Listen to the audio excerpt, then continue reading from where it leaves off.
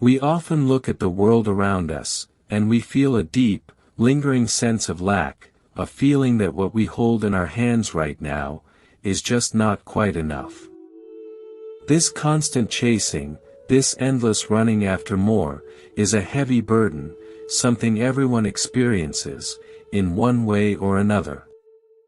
You can see it clearly, in the small, everyday things, like wanting a newer phone, or in the very big things, like craving immense, unending wealth. It is like drinking salt water, to quench a burning thirst, where every single drop only makes the craving stronger, more intense, and harder to satisfy. There is a very old story, a beautiful tale from the ancient times, that speaks softly about this very human struggle. In a distant past life, it is said that a noble being was born as a magnificent swan, a creature adorned with feathers of pure, shining gold. This golden swan, carrying memories of a previous existence, knew he had left behind a family, who were now living in great, painful poverty. Feeling a deep, overwhelming compassion, the swan decided to visit them, to bring them comfort, and to offer a gentle way out of their daily hardship.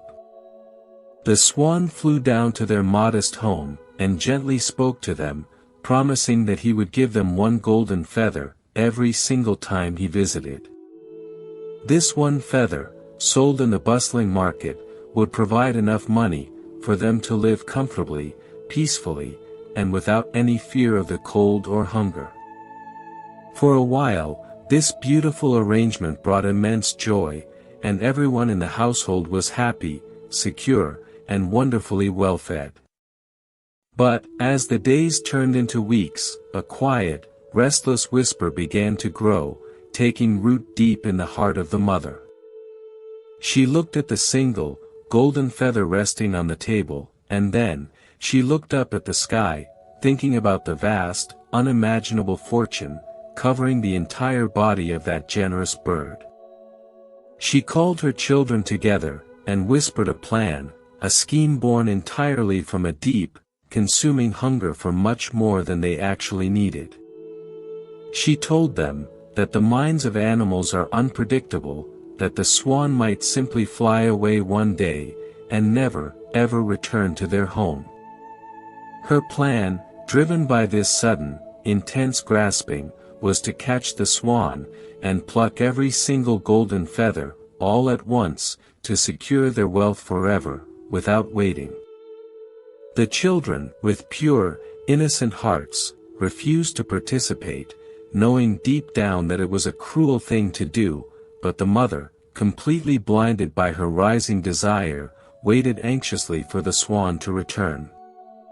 When the gentle, golden bird finally landed, trusting and calm, she reached out quickly, grabbed him tightly with both hands, and mercilessly pulled out all of his beautiful, glowing feathers. But here is the profound truth, hidden within the fabric of this world. The golden feathers, a gift of pure compassion, only retained their magic, when given freely, and with a willing heart. The moment they were taken by force, driven by a dark, grasping want, they instantly transformed, turning into ordinary, coarse white feathers, exactly like the feathers of any common bird. The mother, staring at the pile of worthless white feathers in her hands, realized, with a sudden, crushing weight, that in her frantic rush to grab everything, she had completely destroyed the very source of her blessing. She had traded a steady, peaceful life, for a fleeting illusion of absolute control, and in the end, she was left with nothing but deep regret, and empty hands.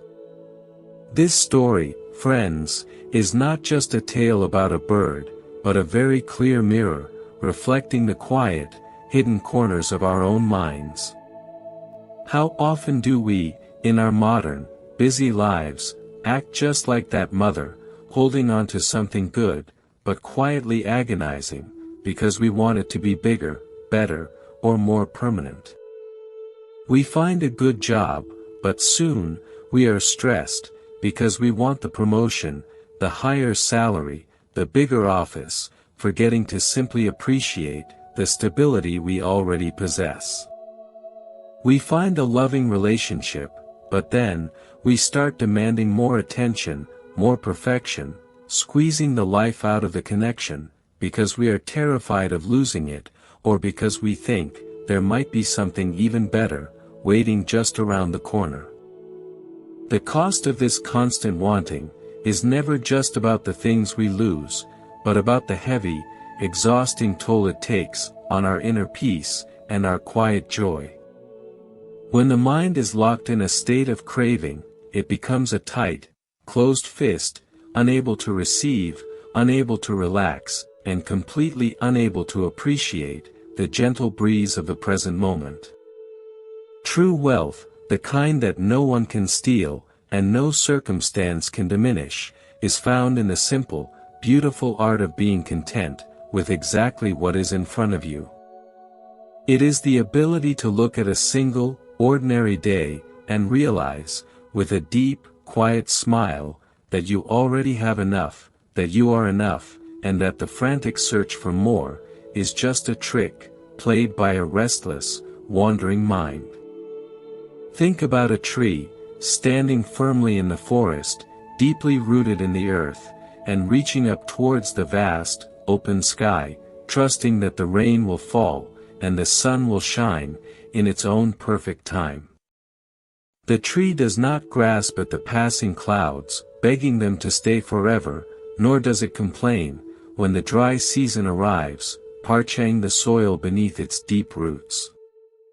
It simply exists, adapting to the rhythm of the world, knowing that resisting the natural flow only brings unnecessary suffering and quiet exhaustion.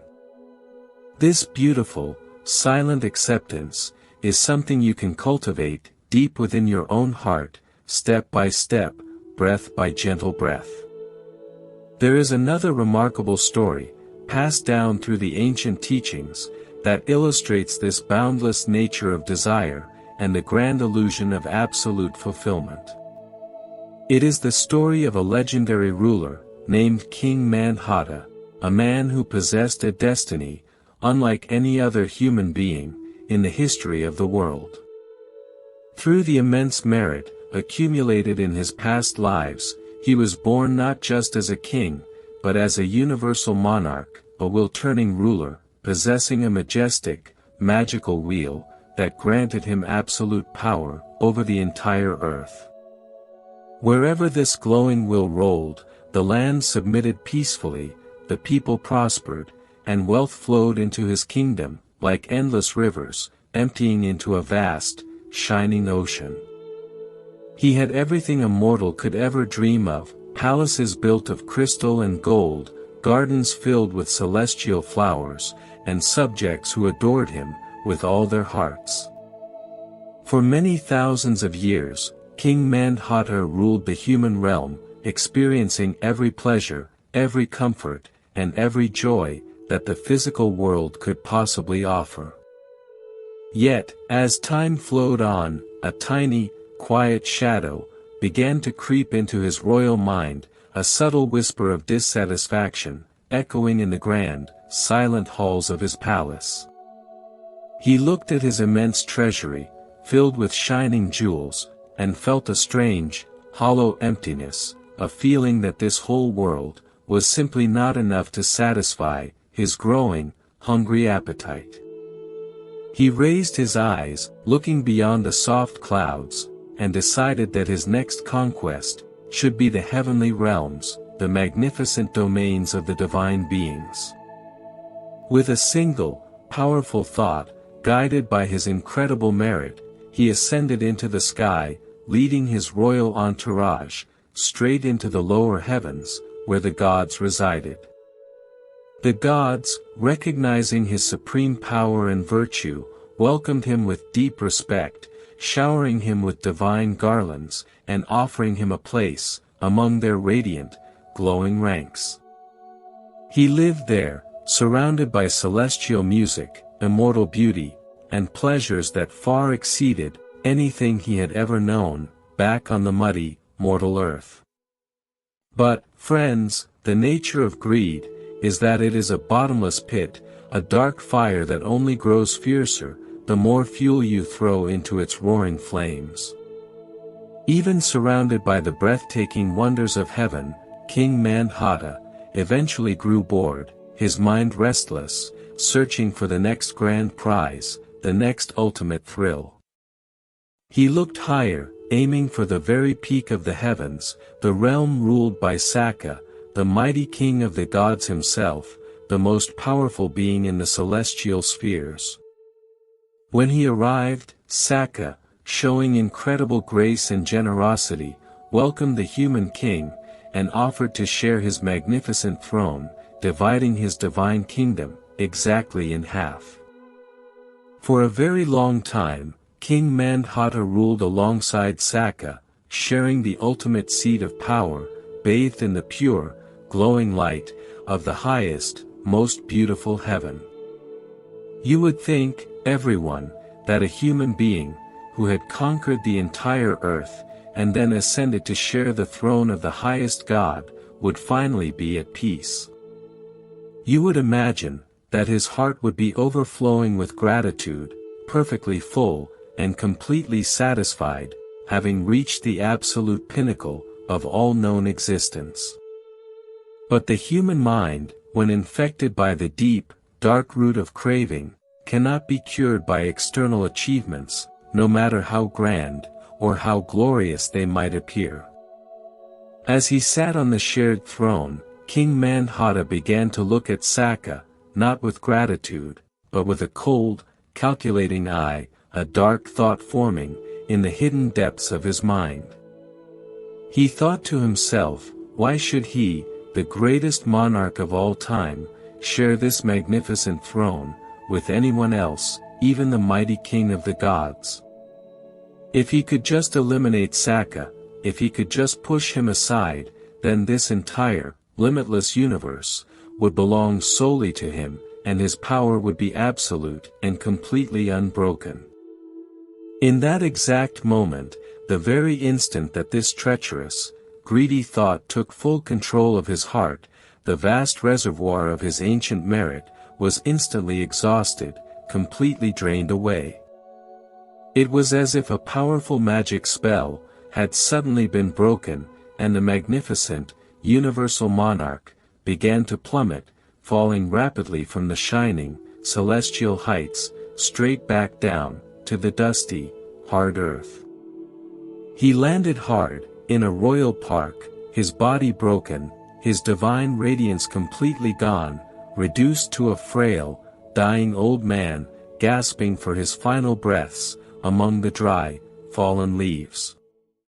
His loyal ministers, shocked and weeping, rushed to his side, asking him what final message he wished to leave for the world, before he departed from this earthly life.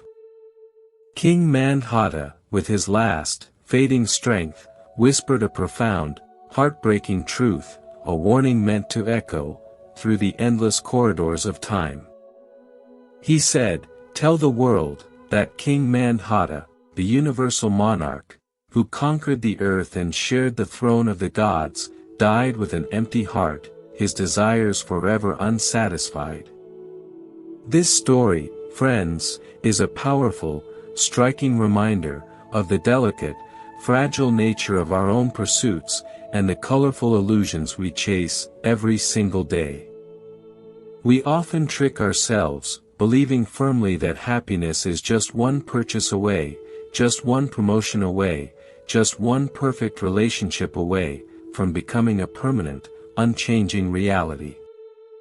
We climb the tall ladder of success, accumulating titles, bank accounts, and beautiful possessions, thinking that the view from the top will finally bring us the peace we desperately crave. But the ladder of desire is infinite, and the view, no matter how high you climb, always reveals another mountain, another distant peak, waiting to be conquered and possessed. Greed is not just about money or worldly power, but it is a subtle, pervasive energy that can color our entire experience of life, turning every single blessing into a source of anxiety. It is the restless voice that whispers, "You need more sleep, you need better food, you need more recognition, you need people to treat you exactly the way you demand to be treated." When you allow this demanding voice to dictate your daily actions, you lose touch with the gentle, quiet beauty of the present moment, the only place where true, lasting joy can actually be found. The price you pay for greed is not just the loss of your inner peace, but the loss of your ability to truly connect with the people around you, and with the living world itself. Think about a person who holds a beautiful, fragile flower in the warm palm of their hand, admiring its delicate petals and its sweet, intoxicating fragrance. If they appreciate the flower gently, allowing it to rest softly, it will share its beauty freely, bringing a moment of pure, unadulterated delight to their open heart. But if they become greedy, wanting to possess the flower entirely, wanting to squeeze its essence, they will crush the delicate petals, destroying the very thing they desired so deeply. This is precisely how we treat our own lives, when we grasp too tightly, when we demand too much, squeezing the simple joy out of every experience, in our frantic, blind rush to own it. Letting go, everyone, is not about giving up your belongings, or abandoning your life goals, or moving to a quiet, secluded cave, far away from the noisy, busy world. Letting go is an internal shift, a gentle loosening of the tight grip, relaxing the tense muscles of the mind that constantly try to force the universe to bend to our personal will. It is about working hard, loving deeply, and participating fully in the grand dance of life, but doing so with open hands, ready to welcome what comes, and ready to politely release what leaves. When you learn to live with open hands, the rich blessings of the universe can flow freely into your life, and flow smoothly out, leaving you refreshed, rather than exhausted and depleted.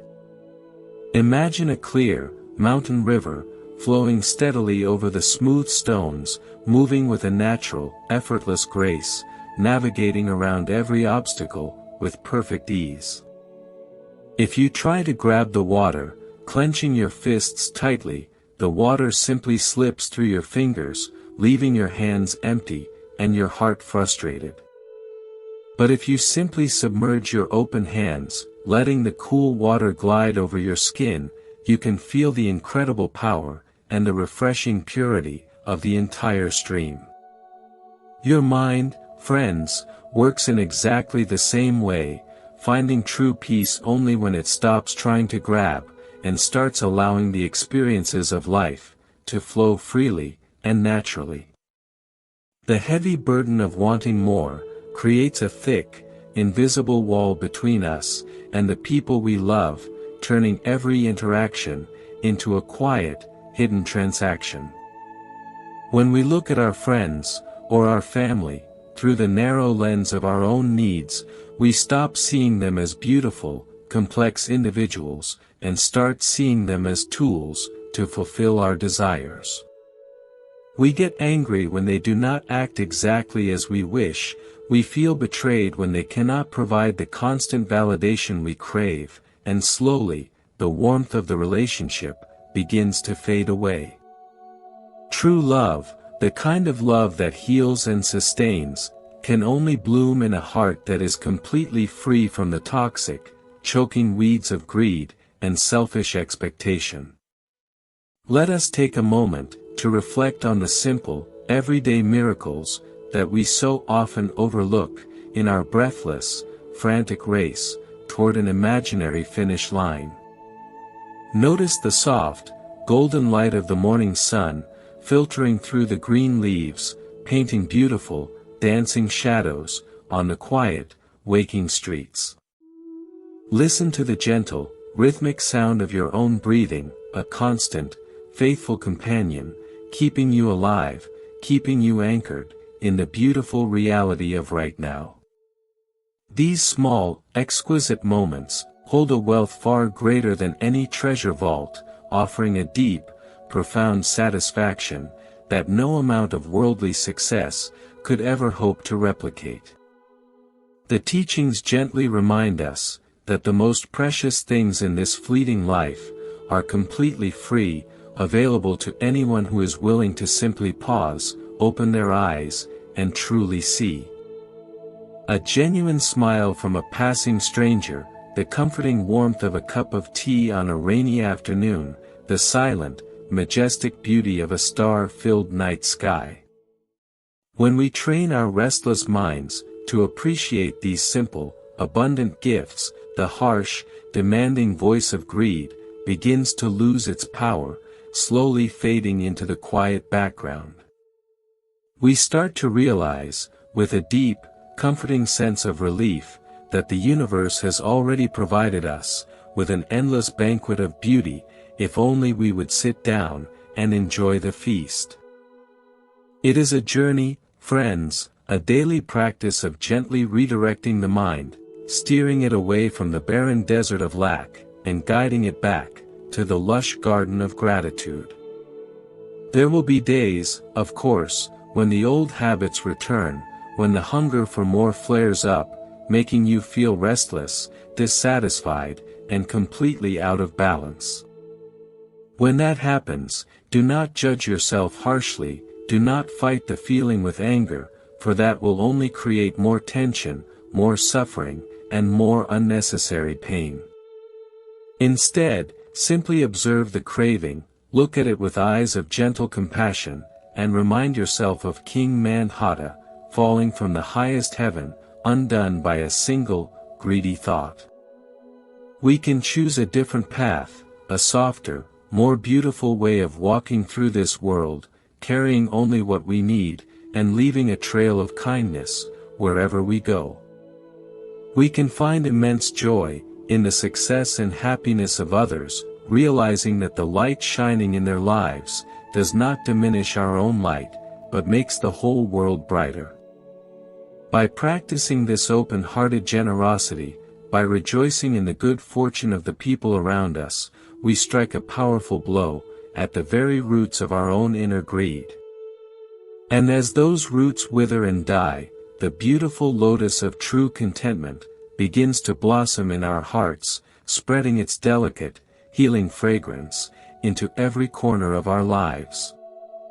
When you wake up tomorrow morning, try to start the day with a single, simple thought of pure gratitude, thanking the universe for the gift of a new, unwritten day.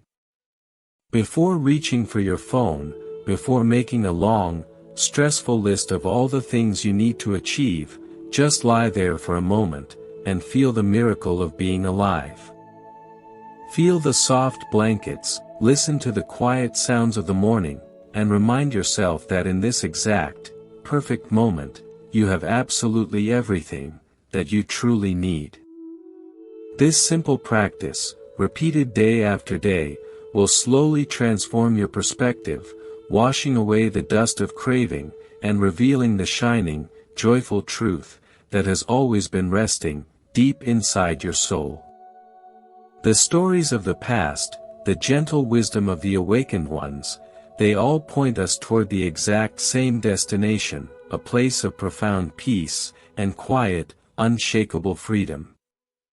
They teach us that the greatest victory is not conquering the world, but conquering the restless, demanding desires that constantly whisper in the shadows of our own minds. It is a quiet revolution, fought with the weapons of mindfulness and compassion, winning back our happiness, one gentle, conscious breath at a time, until the storm of greed finally settles into a calm, clear mirror. So let us walk this path together, supporting each other with kindness, and remembering that the truest wealth is a peaceful heart, a mind at rest, and a spirit that is beautifully, entirely free to simply be. This gentle freedom, friends, is truly the most beautiful state of mind, a quiet resting place where the heart no longer feels the desperate need to run, to chase, or to conquer.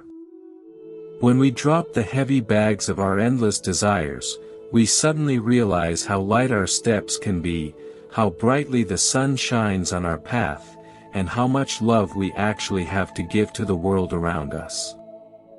It is quite fascinating, if you think about it, how our minds can take a perfectly good day, a day filled with health, safety, and basic comforts, and turn it into a source of deep misery, simply because we start focusing on the one thing we do not possess.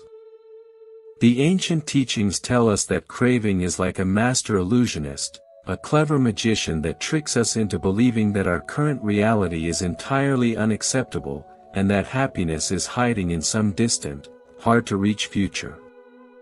There is a wonderful story, a very old and profound tale from the ancient texts, that illustrates exactly how this blinding illusion of greed can make us lose the very treasures that are placed right into our hands. Long ago, in a bustling, dusty ancient city, there were two merchants who made their living by traveling through the narrow streets, selling small trinkets, colorful beads, and shiny pots to the local townsfolk. One of these merchants was a gentle, honest soul, who always spoke the truth, charged a fair price, and treated every single person, whether rich or poor, with deep, unwavering respect.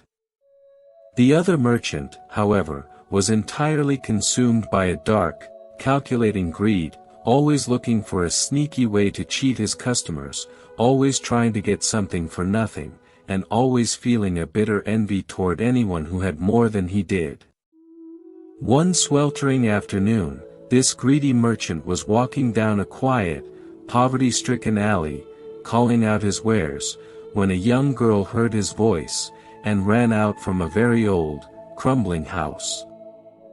This young girl lived with her frail grandmother, and they were so terribly poor, that they often went to sleep with empty stomachs, surviving only on scraps, and the kindness of their struggling neighbors.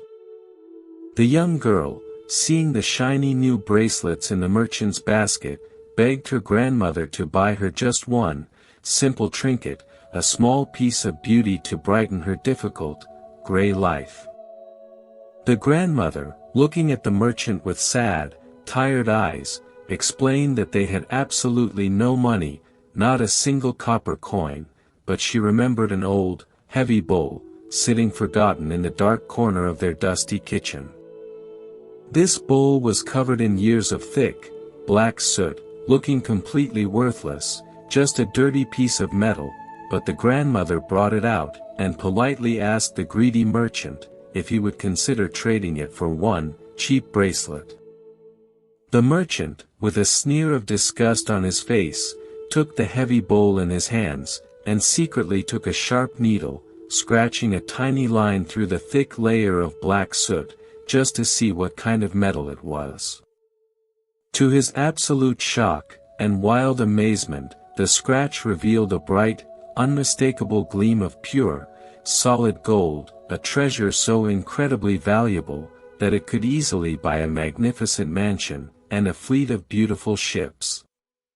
But his heart, instantly poisoned by his deep, habitual greed, did not feel a single drop of joy for this poor family, nor did he feel the urge to offer them a fair, honest price for their hidden fortune.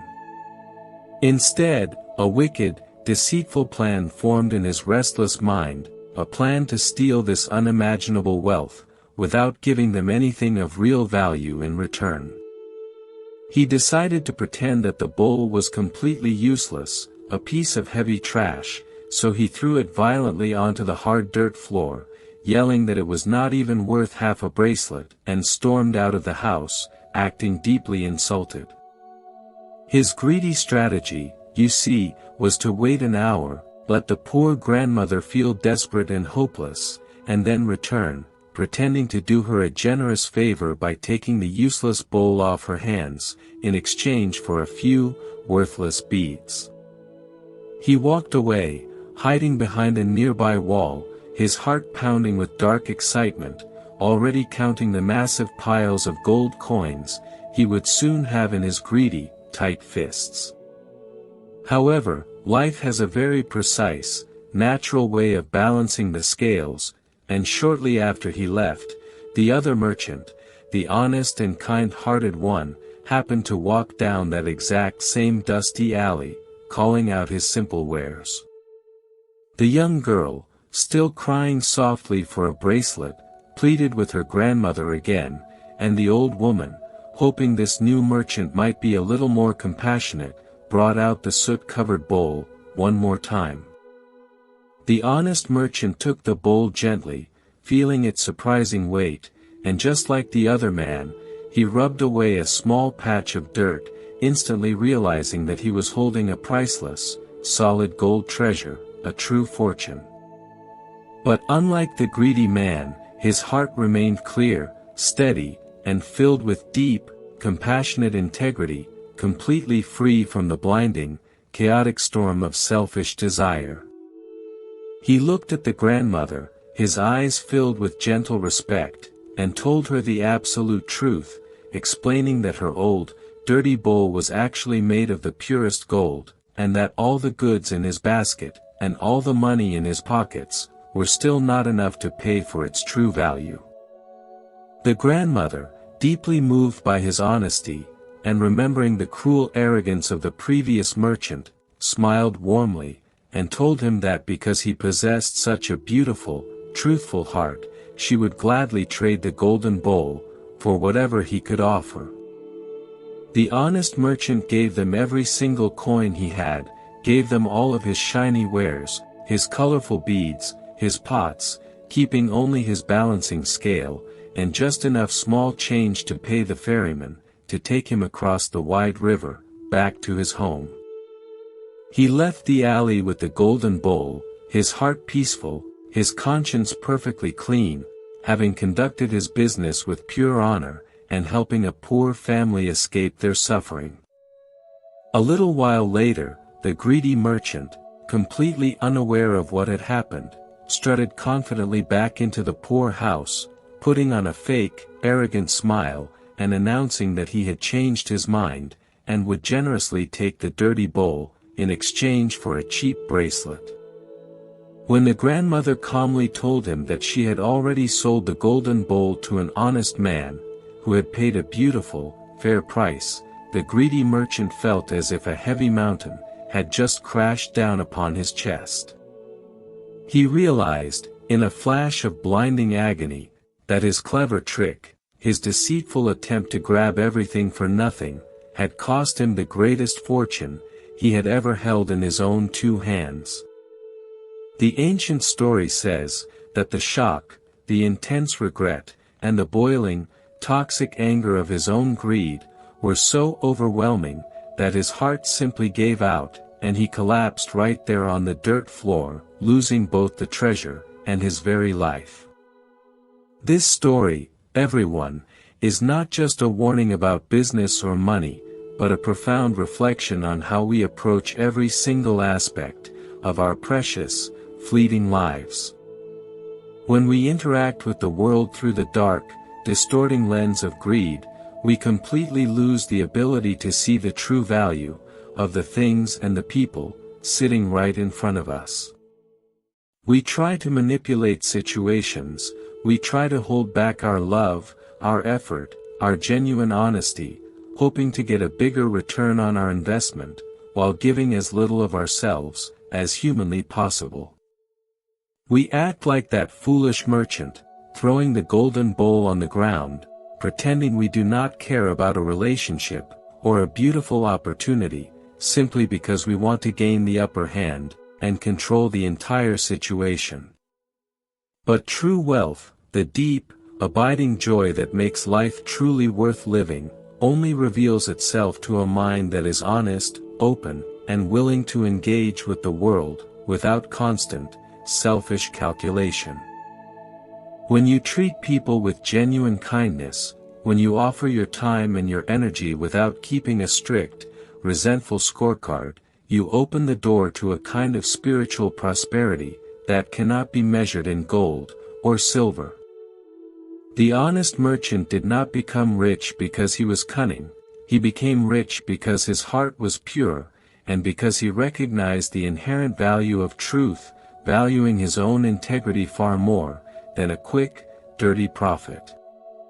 We must ask ourselves, friends, in our daily interactions, are we scratching the surface of life, looking for gold to steal, or are we offering our own golden hearts, to help lift up the people around us? The heavy price of greed, as we see so clearly, is not always a sudden, dramatic loss, but a slow, quiet starvation of the soul, a gradual fading of our capacity to feel genuine joy and deep connection. There is another fascinating tale from the old forests, a story that speaks to a different kind of greed, the quiet, persistent habit of hoarding, the obsession with saving everything for tomorrow, while completely refusing to live today.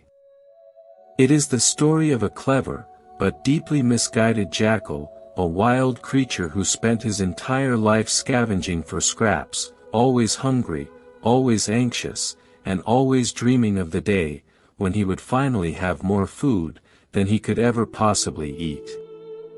One day, while wandering through a dense, quiet part of the ancient woods, this jackal stumbled upon a scene that looked exactly like a miracle, a feast beyond his wildest, most desperate dreams. In a small clearing, he found the massive body of a fallen elephant, and nearby, a skilled hunter who had tragically lost his life in the struggle, and next to him, a large, venomous snake, that had also perished in the chaotic fight. For a wild scavenger, this was an unbelievable bounty, a mountain of fresh meat, enough to keep him completely full, completely satisfied, and completely safe from hunger, for many, many months to come. Any normal animal would have simply sat down, offered a quiet note of gratitude to the universe, and enjoyed the magnificent, abundant meal, resting peacefully in the warm sun. But the mind of this jackal, friends, was deeply infected by the sickness of hoarding, the anxious, grasping need to secure the distant future, at the absolute expense of the present moment.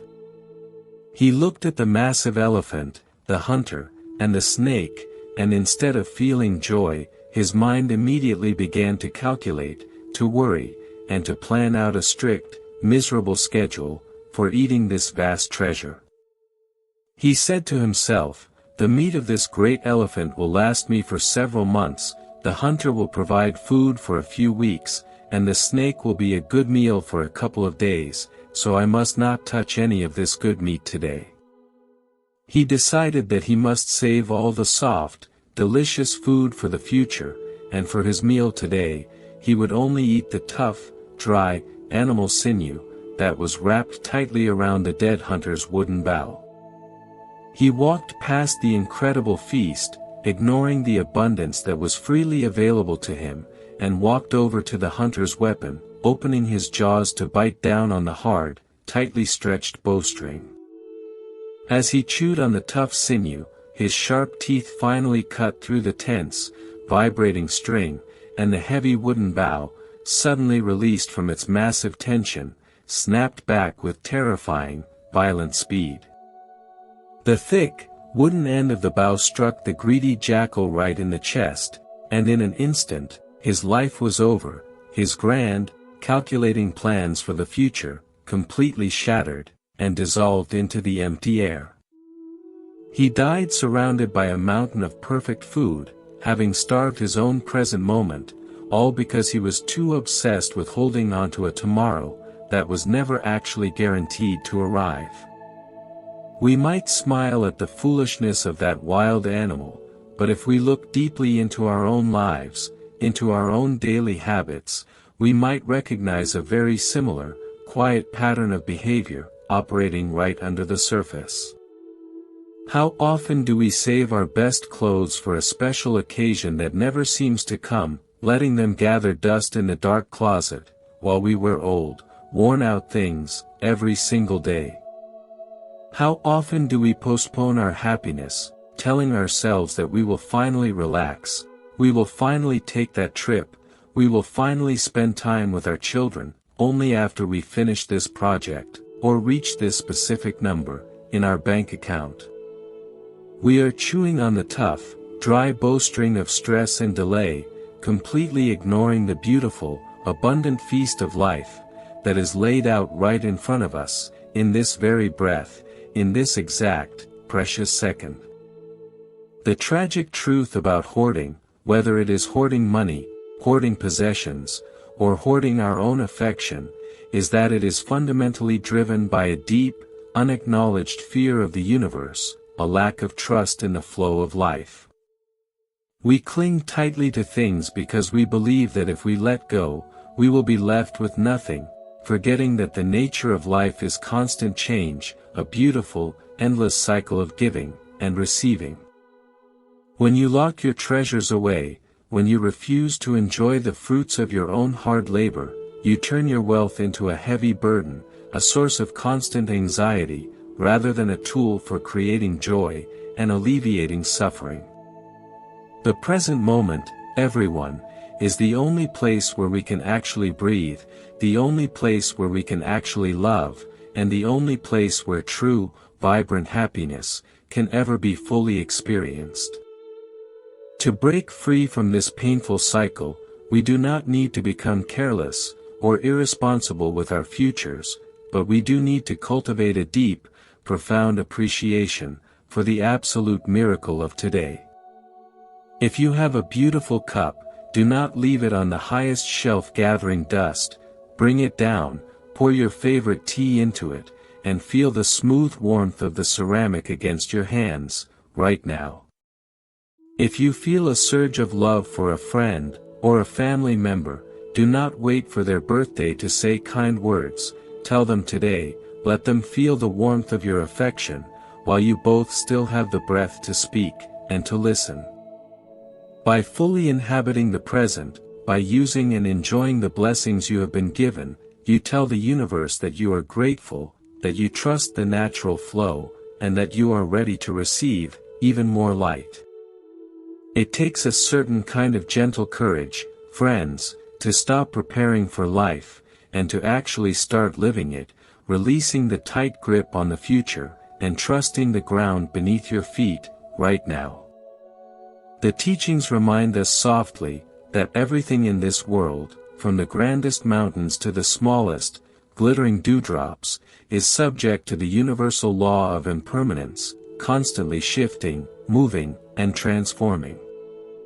When we try to freeze life in place, when we try to hold on to people, or wealth, or status, as if they were permanent, unchanging solid objects, we are fighting against the very nature of reality itself, and that fight will always end in sorrow. But when we accept the beautiful, flowing nature of existence, when we learn to appreciate things deeply while they are here, and let them go peacefully when it is time, we step into a realm of profound, unshakable grace. Imagine walking through a magnificent, blooming garden in the peak of spring, surrounded by 1,000 different flowers, each displaying its own unique, breathtaking color, and releasing its own delicate, sweet perfume into the air. If you try to pick every flower, if you try to stuff them into your pockets to keep them forever, they will quickly wither, turn brown, and completely lose the vibrant beauty that you admired so much in the first place. But if you simply walk through the paths, breathing in the fragrant air, gently touching the soft petals, and allowing the flowers to remain rooted in the earth, you can carry the memory of that perfect beauty in your heart, forever. This is the art of living without greed, the delicate balance of experiencing the immense richness of the world, without the heavy, destructive need to possess it or control it. We can train our minds to be like a clear, spotless mirror, reflecting the world with perfect clarity, enjoying the passing images of clouds, and birds, and sunlight, without trying to hold on to any of them. When a beautiful experience comes, the mirror reflects it fully, shining with joy, and when the experience passes, the mirror lets it go completely, remaining clear, empty, and perfectly ready to reflect the very next moment. This state of mind, this clear, unburdened reflection, is the ultimate antidote to the poison of craving, allowing us to move through the complexities of modern life, with a light heart and a quiet, peaceful spirit. It takes practice, of course, a gentle, daily commitment to noticing when the mind tightens, when the jaw clenches, and when the old familiar voice of wanting more begins to whisper its demands. And when you notice that tension, you do not need to fight it, you simply need to take a long, deep breath, and gently ask yourself, what is it that I am truly missing, right in this exact moment? More often than not, you will find that you are not actually missing anything real, you are only missing an imaginary idea, a fantasy created by a restless mind, that has temporarily forgotten the immense value of the present. You are sitting in a safe room, you have air in your lungs, you have the capacity to understand, to feel, and to choose kindness, and these simple facts alone are a profound, majestic blessing. Recognizing this truth, pulling your attention back from the illusions of tomorrow, and anchoring it firmly in the reality of today, is the gentle, steady path toward true liberation and lasting, inner peace. This peace, friends, is not a distant dream, but a quiet reality, waiting patiently beneath the noise of our daily lives. When we finally stop running, when we finally pause, to look at the sky, or to feel the cool breeze on our faces, we can feel a deep, comforting stillness, gently washing over us.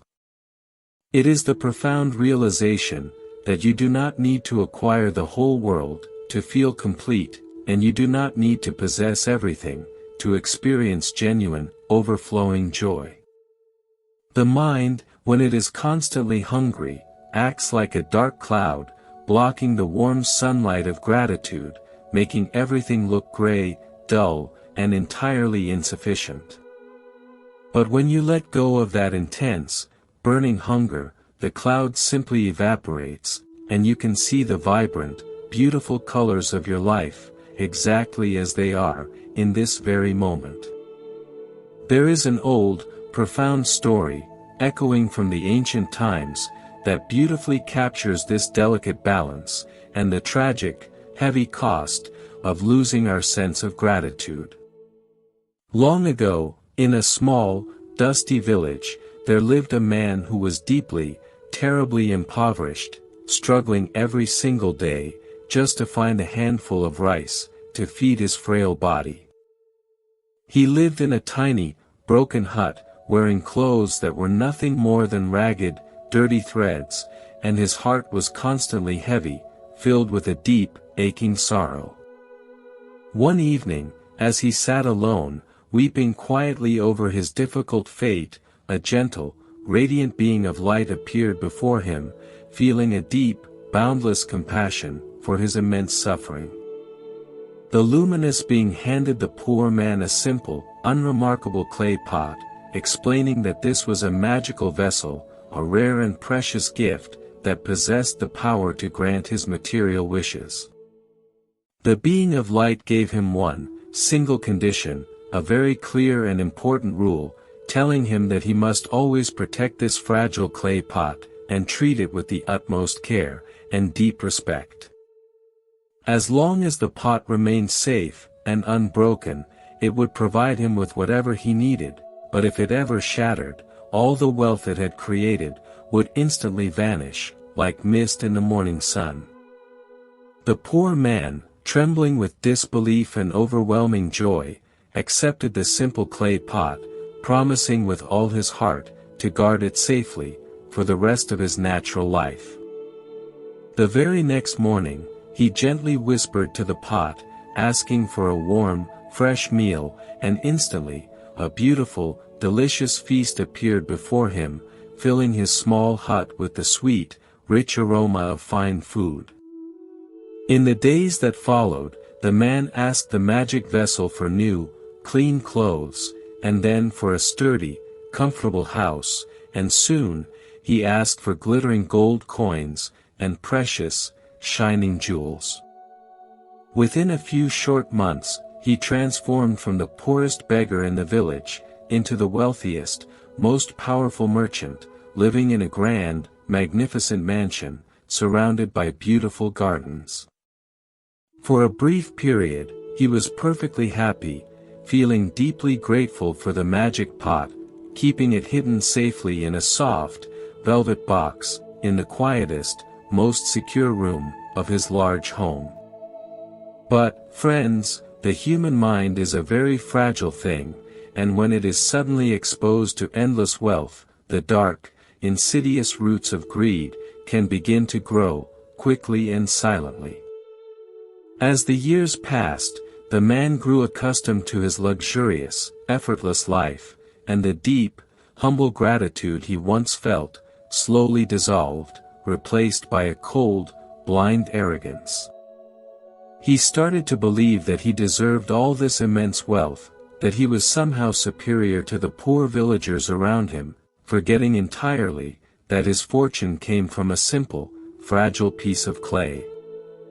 His greed expanded, and he was no longer satisfied with just having wealth. He now desperately wanted everyone else to see his power, to envy his riches, and to bow down before his grand, imposing presence.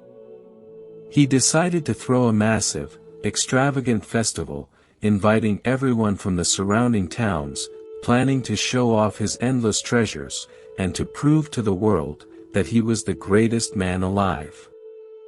During the grand feast, surrounded by loud music, rich food, and the admiring gasps of his many guests, the man became completely intoxicated, blinded by his own towering, foolish pride. He wanted to perform a grand, dramatic gesture, a supreme act of arrogance, to show that he was the absolute master of his incredible, magical fortune. He marched into his secure room, took the delicate clay pot out of its soft box, and carried it back into the crowded, noisy banquet hall, raising it high, for everyone to see. Ignoring the ancient warning, completely forgetting the fragile nature of his blessing, he placed the simple clay pot directly on top of his head, and began to dance wildly, spinning and laughing, in front of the cheering crowd. He danced faster and faster, lost in a storm of greed and ego, stepping recklessly, completely ignoring the precarious, dangerous balance of the fragile vessel resting on his head. Suddenly, his foot caught on the edge of a rich, colorful rug, he stumbled forward, and the magic clay pot slipped from his head, falling through the air, in a terrifying, silent moment. It struck the hard stone floor, shattering instantly into 1,000 tiny pieces, the loud, sharp sound echoing through the sudden, deadly silence of the grand hall. In the blink of an eye, the magnificent mansion, the glittering jewels, the fine clothes, and the rich feast, all vanished completely into thin air, leaving the man standing exactly where he started, in a dusty, empty field. He looked down at his own body, seeing the same old, dirty rags he wore years ago, and he fell to his knees, staring at the broken shards of clay, his heart completely shattered by the immense, crushing weight of his own foolishness. He had lost absolutely everything, not because the universe was cruel, but because his own greed, his own desperate need for more attention, more power, and more validation, had made him careless with the most precious gift he ever had.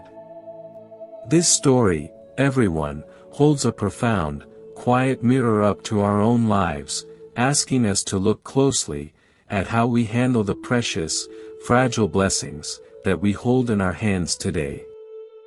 The magic pot is not a fairy tale object, it represents your physical health, your loving family, your loyal friends, and the simple, quiet peace of your own mind.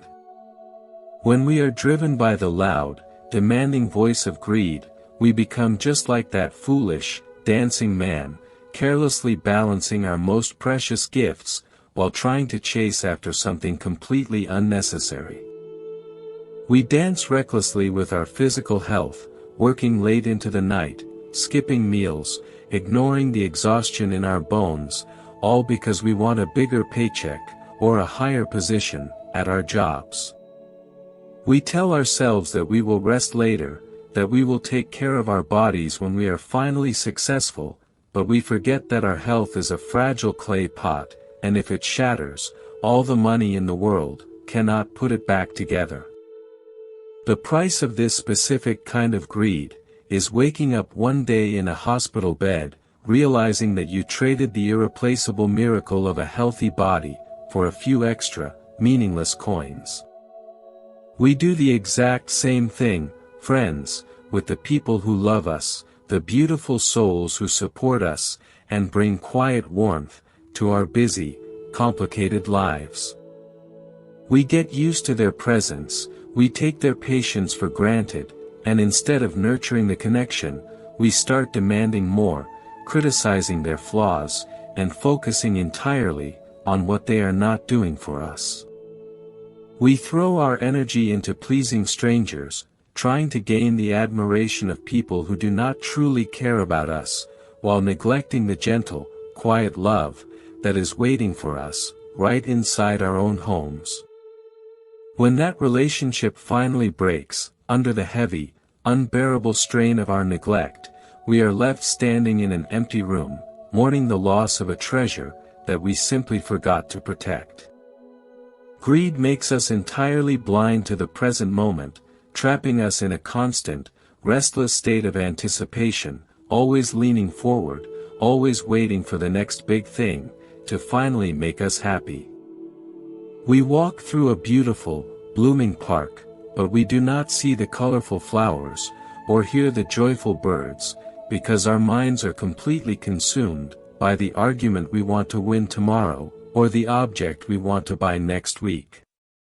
We are missing our own lives, missing the actual, vibrant experience of being alive, because we are too busy planning, calculating, and grasping at shadows that have not even arrived. To live a life free from this heavy burden, is to gently, consciously, bring your attention back to the current breath, returning to the simple, profound reality of what is happening right now. It is about looking at your family, your friends, and your own life, and realizing that these are the true magic pots, the actual sources of your daily joy, and your deepest comfort. You must treat them with immense care, handling them gently, protecting them from the destructive, careless dance of your own ego, and your own endless desires. When you wake up, take a moment to look at the people you love, and silently offer a word of gratitude, acknowledging how truly lucky you are to have them in your journey. Speak to them with kindness, listen to them with an open, quiet heart, and never, ever allow the shiny, distracting illusions of the outside world to make you forget their incredible, irreplaceable value. Let us also talk about the beautiful, quiet joy that comes from genuine generosity, the exact opposite of the tight, anxious fist of the greedy mind. When you share what you have, whether it is a warm meal, a few kind words, or simply your quiet, undivided attention, you are actively dismantling the thick, isolating walls that craving builds around your heart. Generosity is not about giving away everything you own and making yourself poor. It is a gentle, flowing state of mind, a willingness to participate in the natural, beautiful exchange of energy that sustains the entire world. When you give freely, without expecting a reward, without keeping a strict, mental scorecard, you feel a sudden, wonderful lightness, a feeling of deep connection to every living being around you. Imagine a small, clear spring of water, bubbling up from the deep earth, cool, fresh, and completely pure, offering life to the plants and the animals in the surrounding forest. If you try to build a dam around the spring, trying to hoard all the water for yourself, the water will quickly become stagnant, dark, and completely undrinkable. But if you let the water flow freely, it remains clear and sweet, constantly renewing itself, drawing fresh energy from the deep, hidden sources beneath the ground. Your heart, friends, operates on the exact same principle, remaining vibrant, joyful, and full of life, only when you allow your love, your compassion, and your kindness to flow freely out into the world. The path to inner freedom, to a life of true, unshakable serenity, is paved with these small, conscious choices, made quietly, gently, every single day. It is the choice to say enough, when your mind demands more, the choice to say thank you, when your mind complains about what is missing, and the choice to open your hand, when your mind tells you to grab, and hold on tight. There is no grand, magical secret to happiness, no hidden formula that you need to search for, in distant, exotic places, because the key has always been resting, right in the center of your own chest. It is the simple, beautiful practice of seeing clearly, loving deeply, and walking lightly upon the earth, leaving behind the heavy, exhausting chains of endless desire. As you navigate the challenges of your daily life, remember the foolish man dancing with the clay pot, and make a firm, gentle promise to yourself, that you will protect your own peace, above all else. Do not let the noise of society, the constant advertisements, or the endless comparisons on social media, convince you that you are somehow lacking, or that you need to run faster, just to be worthy.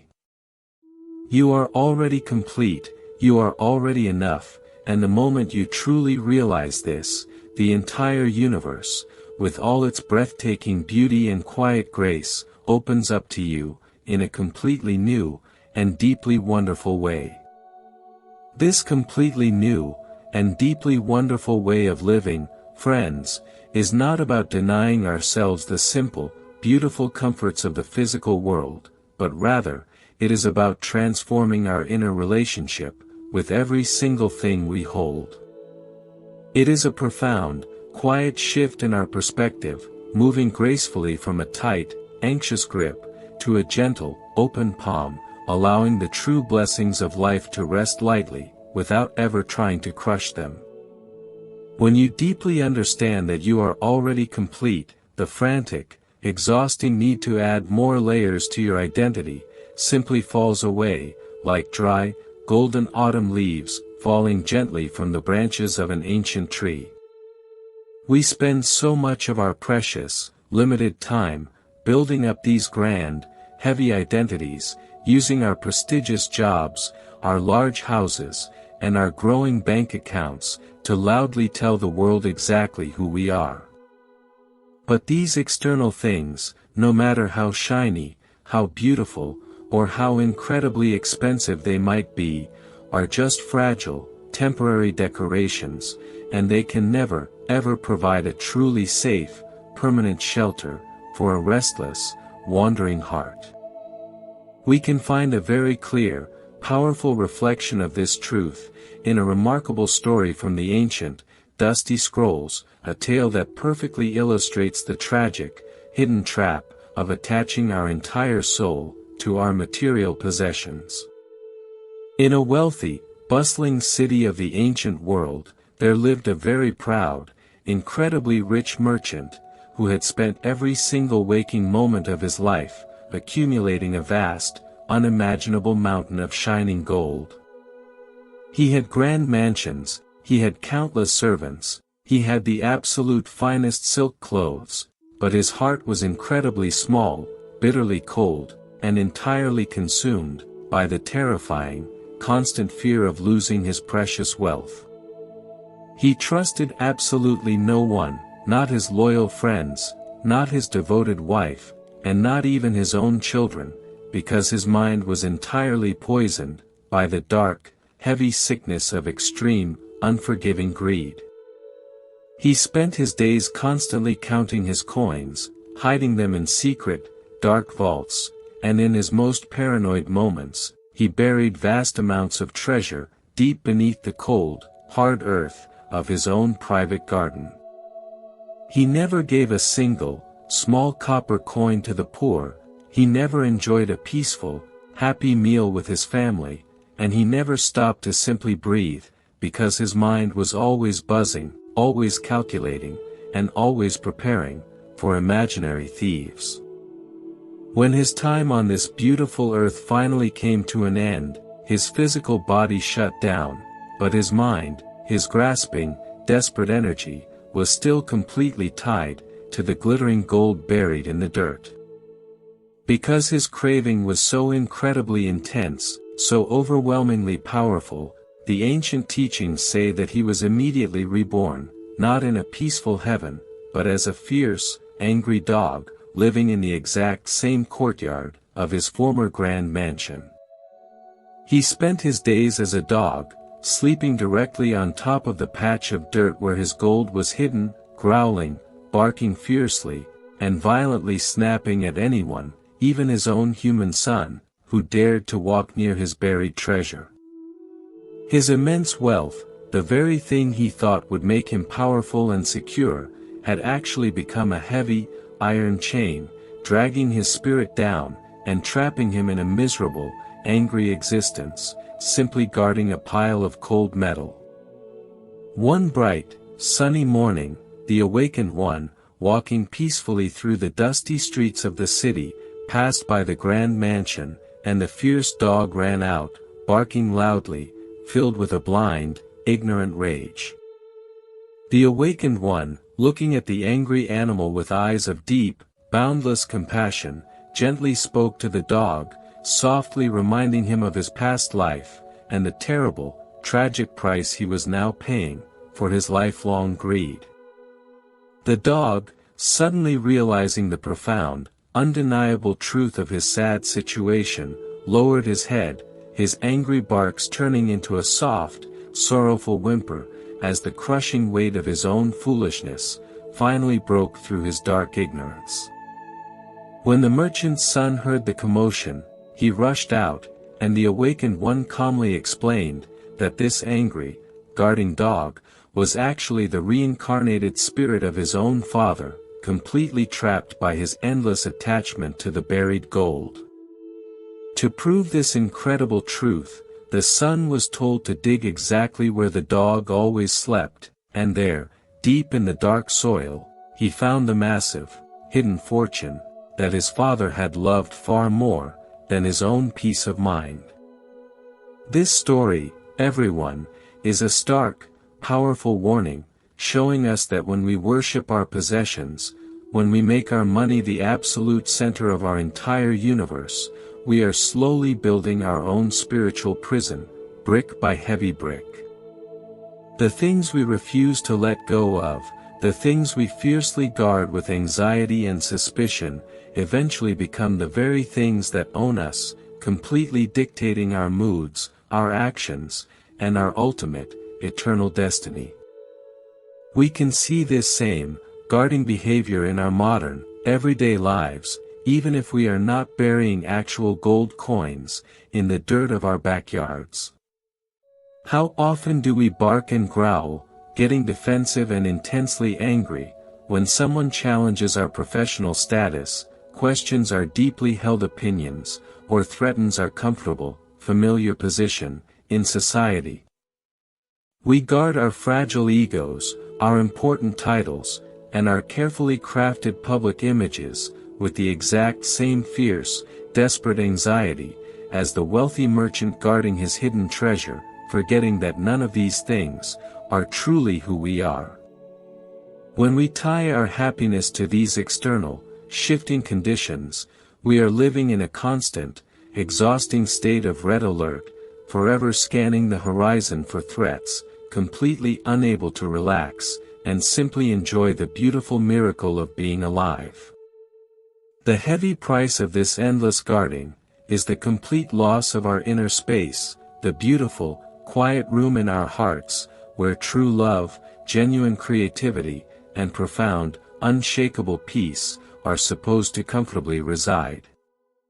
If your hands are constantly clenched into tight, hard fists, ready to defend your territory, you cannot possibly reach out, to gently hold the hand of a friend, or softly stroke the cheek of a crying child. To find true, lasting liberation, we must slowly, bravely, learn to open our hands, realizing that the things we are so terrified of losing, are just temporary gifts, borrowed from the universe, for a very short, fleeting period of time. When you stop acting like a fierce guard dog, and start acting like a grateful, temporary guest in this magnificent world, the heavy, dark clouds of anxiety simply vanish, and the warm, bright sun of true contentment can finally shine upon your face.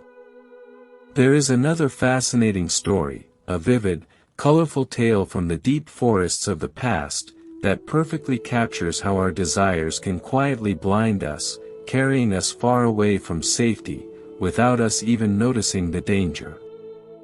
Once, near the banks of a mighty, fast-flowing river, there lived a large, greedy crow, a bird who was always searching for the easiest, largest meal, never satisfied with the simple, healthy seeds and fruits of his own quiet forest. One day, after a heavy, powerful storm, the crow saw a massive, dead elephant, floating slowly down the wide river, completely carried away by the strong, relentless currents of the rushing water. For this greedy crow, this was not just a meal, it was an absolute paradise, an endless, floating mountain of food, representing everything he had ever craved, and everything he had ever wildly dreamed of. He flew down from his safe, sturdy tree, landed squarely on the floating elephant, and immediately began to eat, his heart pounding with extreme excitement, and completely unbridled, foolish joy.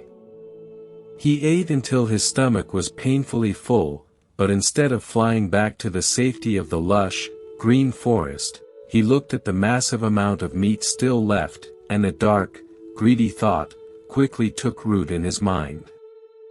He told himself, "Why should I ever leave this wonderful place, when I have enough food to last for months, and a large, comfortable boat to carry me effortlessly, down the beautiful, sparkling river?" He decided to stay, turning the floating carcass into his permanent home, eating, sleeping, and waking up only to eat more, completely ignoring the changing landscape, and the increasingly rough, dangerous waters around him.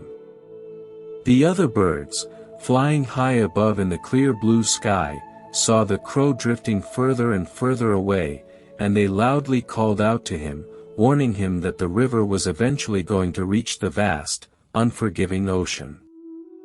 They told him to take whatever food he needed for the day, and quickly fly back to the solid, safe ground, before the currents became too strong, and the distance too great, for his wings to carry him home. But the crow, completely deafened by his own intense greed, and entirely focused on his endless feast, laughed at their warnings, thinking they were simply jealous of his incredible, magnificent fortune, and his easy, effortless life. He continued to drift, day after day, completely lost in his dark, consuming obsession, failing to notice that the fresh, sweet water of the river was slowly turning into the harsh, bitter salt water of the deep, boundless sea.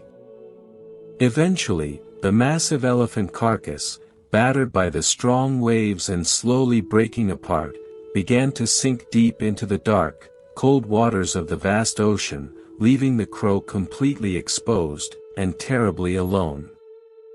The crow, finally waking up from his long, greedy trance, looked around in absolute terror, seeing nothing but endless, deep blue water in every single direction, with no trees, no land, and no safe harbor anywhere in sight.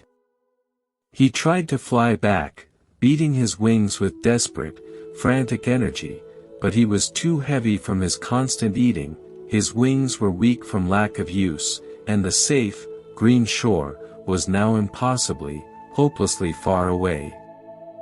His beautiful, floating paradise, the very thing he thought would secure his happiness forever, had actually become a deadly, unavoidable trap, and his endless greed had quietly, smoothly carried him to his own tragic end. This story, friends, is a chilling, perfectly accurate metaphor for how the subtle, quiet currents of craving can slowly pull us away from the safe, grounded reality of our lives and drift us out into a lonely, dangerous sea. We find something that brings us pleasure, a new job that pays well, a new relationship that feels exciting, or a new habit that briefly numbs our pain, and instead of enjoying it in moderation, we land on it and refuse to ever leave. We tell ourselves that we need it, that we deserve it, and that this one thing will finally provide the permanent, lasting happiness that we have been desperately searching for our entire lives. But as we cling tighter and tighter to this single source of pleasure, we start ignoring the other important parts of our world, neglecting our health, abandoning our true friends, and losing touch with the quiet, spiritual core of our own precious souls. We ride our obsessions, just like the crow rode the floating elephant, drifting further and further away from the simple, grounded truths of compassion, gratitude, and mindful, conscious living. And just like the crow, we often ignore the gentle, loving warnings of the people around us, the friends who see us becoming stressed, isolated, or consumed by our work, dismissing their concerns, because we think we are in absolute control. But the nature of the world is constant change, and eventually, the source of our obsession will fade, the job will end, the money will run out, or the thrilling excitement will inevitably turn into a dull, heavy routine. When that floating island finally sinks beneath the waves of reality, if we have not cultivated our inner strength, if we have not maintained our connection to the solid ground of wisdom, we will find ourselves lost, terrified, and completely adrift, in a sea of deep sorrow. The true practice of living well, everyone, is learning how to taste the sweetness of the world, without swallowing the poisonous hook of endless, desperate attachment, and without losing our sense of balance. You can absolutely enjoy a wonderful meal, celebrate a grand success, or deeply love another human being, but you must do so with the clear, beautiful understanding that these things are flowing experiences, not permanent possessions. When you learn to enjoy the river of life without trying to build a permanent house on its rushing waters, you can navigate the difficult currents with grace, and you will always know how to fly back to the safe, quiet branches of your own peaceful heart. Letting go is not about forcing yourself to be miserable, it is about saving your own life, recognizing when the feast is over, and having the simple, profound courage to gracefully spread your wings and fly back home. Let us take a moment to look softly at the small, invisible strings of attachment that are quietly pulling at our own hearts, right in this very moment, asking us to want more, to be more, and to have more. Notice how these tiny strings, though they seem thin and harmless, can weave together to form a heavy, suffocating net, capturing our joy, and restricting our natural, beautiful ability to simply breathe. We attach ourselves to the idea of a perfect future, a time when all our problems will magically disappear, when our bank accounts will be overflowing, and when every single person around us will treat us with perfect, flawless respect. But this perfect future is a ghost, a shimmering, empty mirage in the desert of our own minds, and chasing it only guarantees that we will remain forever thirsty, forever exhausted, and entirely absent from the miracle of today. True, lasting freedom, friends, begins the very moment you decide to gently cut those invisible strings, releasing your heavy, demanding expectations, and allowing the universe to unfold naturally, in its own perfect, mysterious way. When you stop demanding that life must follow your strict, personal script, you suddenly create a vast, beautiful space for unexpected miracles, for sudden moments of grace, and for a kind of deep, quiet joy that you never even knew was possible. You start to see that the real tragedy is not failing to get what you want, but getting exactly what you fiercely demanded, only to realize, with a heavy, broken heart, that it did not bring you a single drop of true, lasting peace. The most profound, beautiful things in this world, the things that truly heal us and sustain us, can never be bought, they can never be hoarded, and they can never be forcefully taken by a greedy, demanding hand. Think about the quiet, majestic beauty of a glowing sunrise, painting the early morning sky with brilliant shades of pink and gold, offering a breathtaking masterpiece of light to anyone who is simply awake enough to see it. You cannot pack the sunrise into a wooden box, you cannot lock it inside a dark vault, and you cannot charge people money to feel the gentle, warming rays of the sun upon their waking faces. It is a gift given freely, unconditionally, to the rich and the poor alike, completely bypassing the silly, human games of wealth, status, and endless, grasping desire. When you align your heart with this kind of unconditional, flowing generosity, when you learn to appreciate the sunrise without ever needing to own it, you step into a magnificent stream of pure, unadulterated peace. This gentle release, this softening of the heart, is the greatest, most profound act of self-love that a human being can ever possibly achieve in their short time on this earth. It is the brave, beautiful decision to stop torturing yourself with the impossible standard of having it all, and to start comforting yourself with the profound, undeniable truth, that right here, right now, you have exactly enough. If you have the quiet space to listen to these words, if you have a mind capable of reflection, and a heart capable of choosing kindness, then you are already possessing a treasure, far greater than any buried gold, or any floating feast.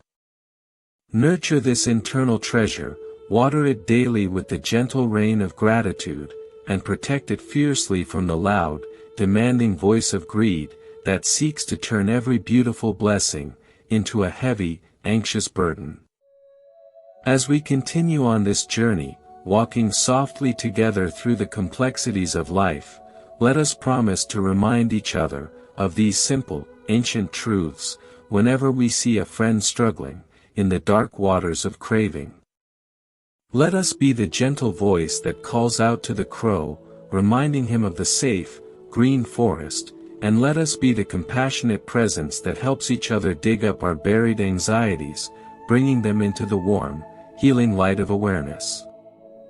We do not have to fight the darkness with anger, we only have to turn on the quiet, steady light of our own mindfulness, and watch as the heavy shadows of greed simply melt away into the empty air. And in that beautiful, clear space, free from the endless demands of wanting more, we can finally sit down, truly relax, and experience the immense, breathtaking joy of simply being alive, exactly as we are. To truly understand this beautiful state of being, friends, we must look very closely at how the human mind tricks us into believing that more is always better, and that holding tightly to everything will somehow keep us safe.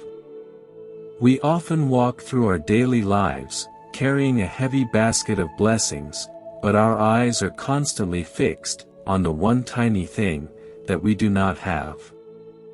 This restless habit of the mind, this inability to appreciate the full basket, because of a single missing piece, is a very old, deeply ingrained pattern, that causes immense, unnecessary suffering.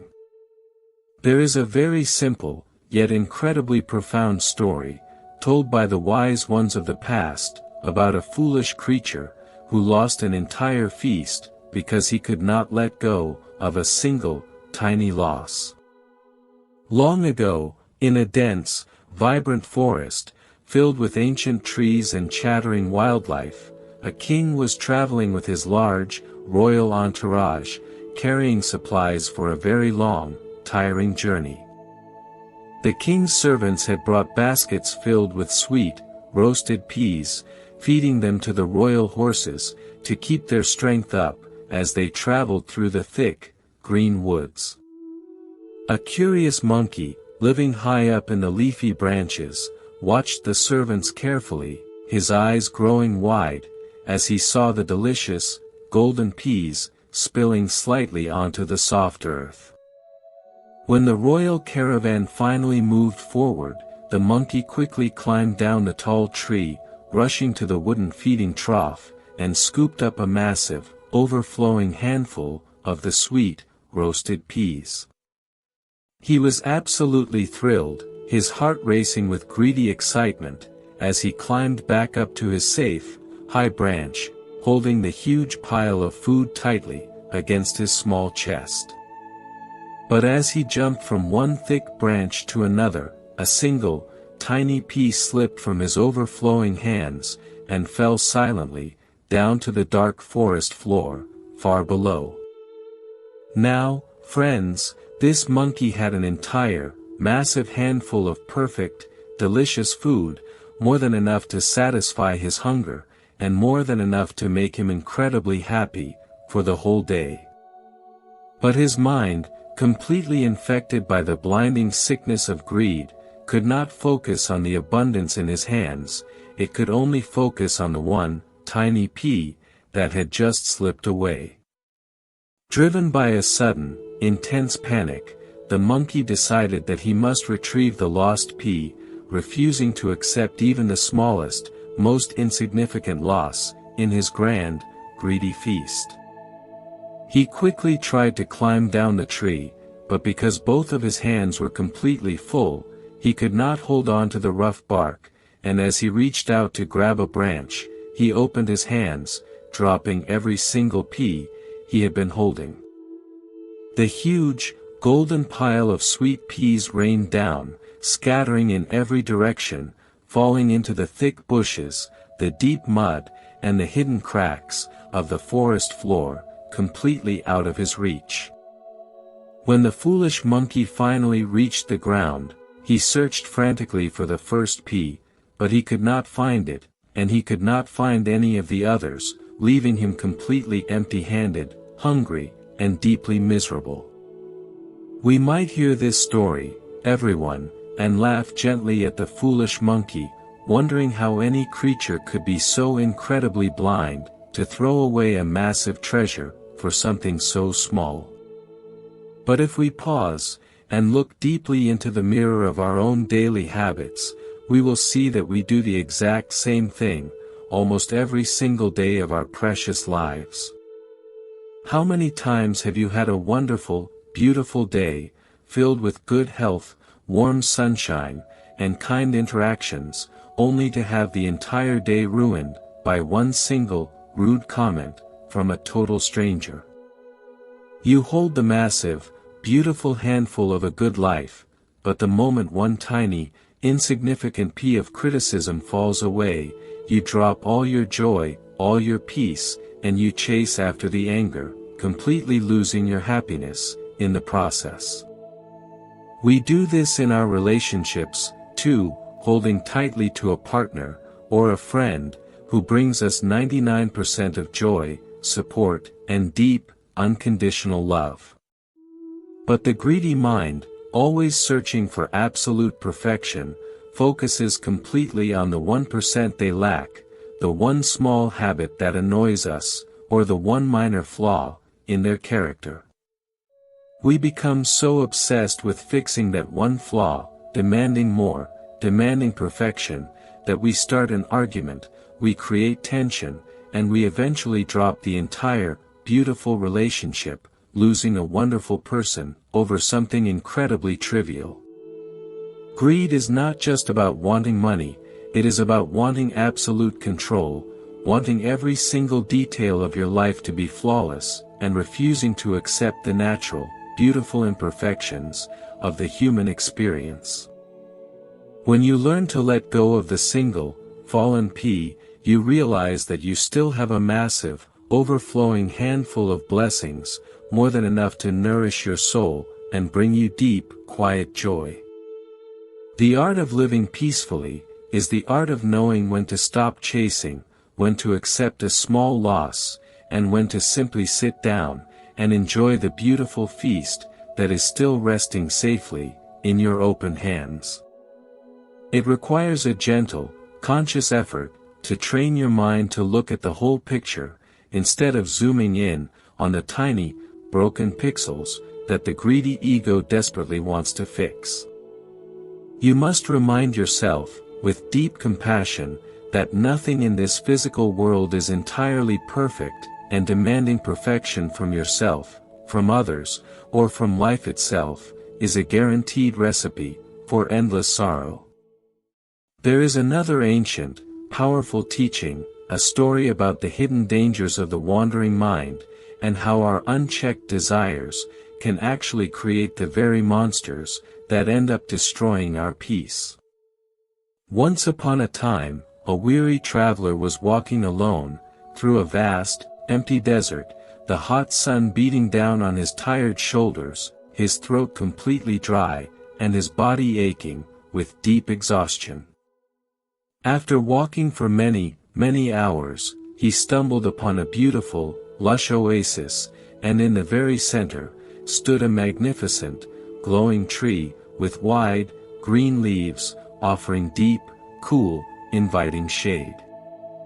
What the traveler did not know, friends, was that this was a magical wishing tree, a rare, celestial plant, that instantly granted every single thought, and every single desire, of anyone who sat beneath its wide branches. The traveler, feeling incredibly relieved, sat down in the cool shade, leaning his tired back against the sturdy trunk, and took a long, slow breath, feeling the comfort of the soft, green grass. He thought to himself, "I am so incredibly thirsty, I wish I had a tall, cold glass of pure, sweet water, to quench this terrible, burning thirst, in my dry throat." Instantly, right before his amazed eyes, a beautiful crystal glass appeared, filled to the brim with the most refreshing, perfectly chilled water, sparkling brightly, in the gentle, dappled sunlight.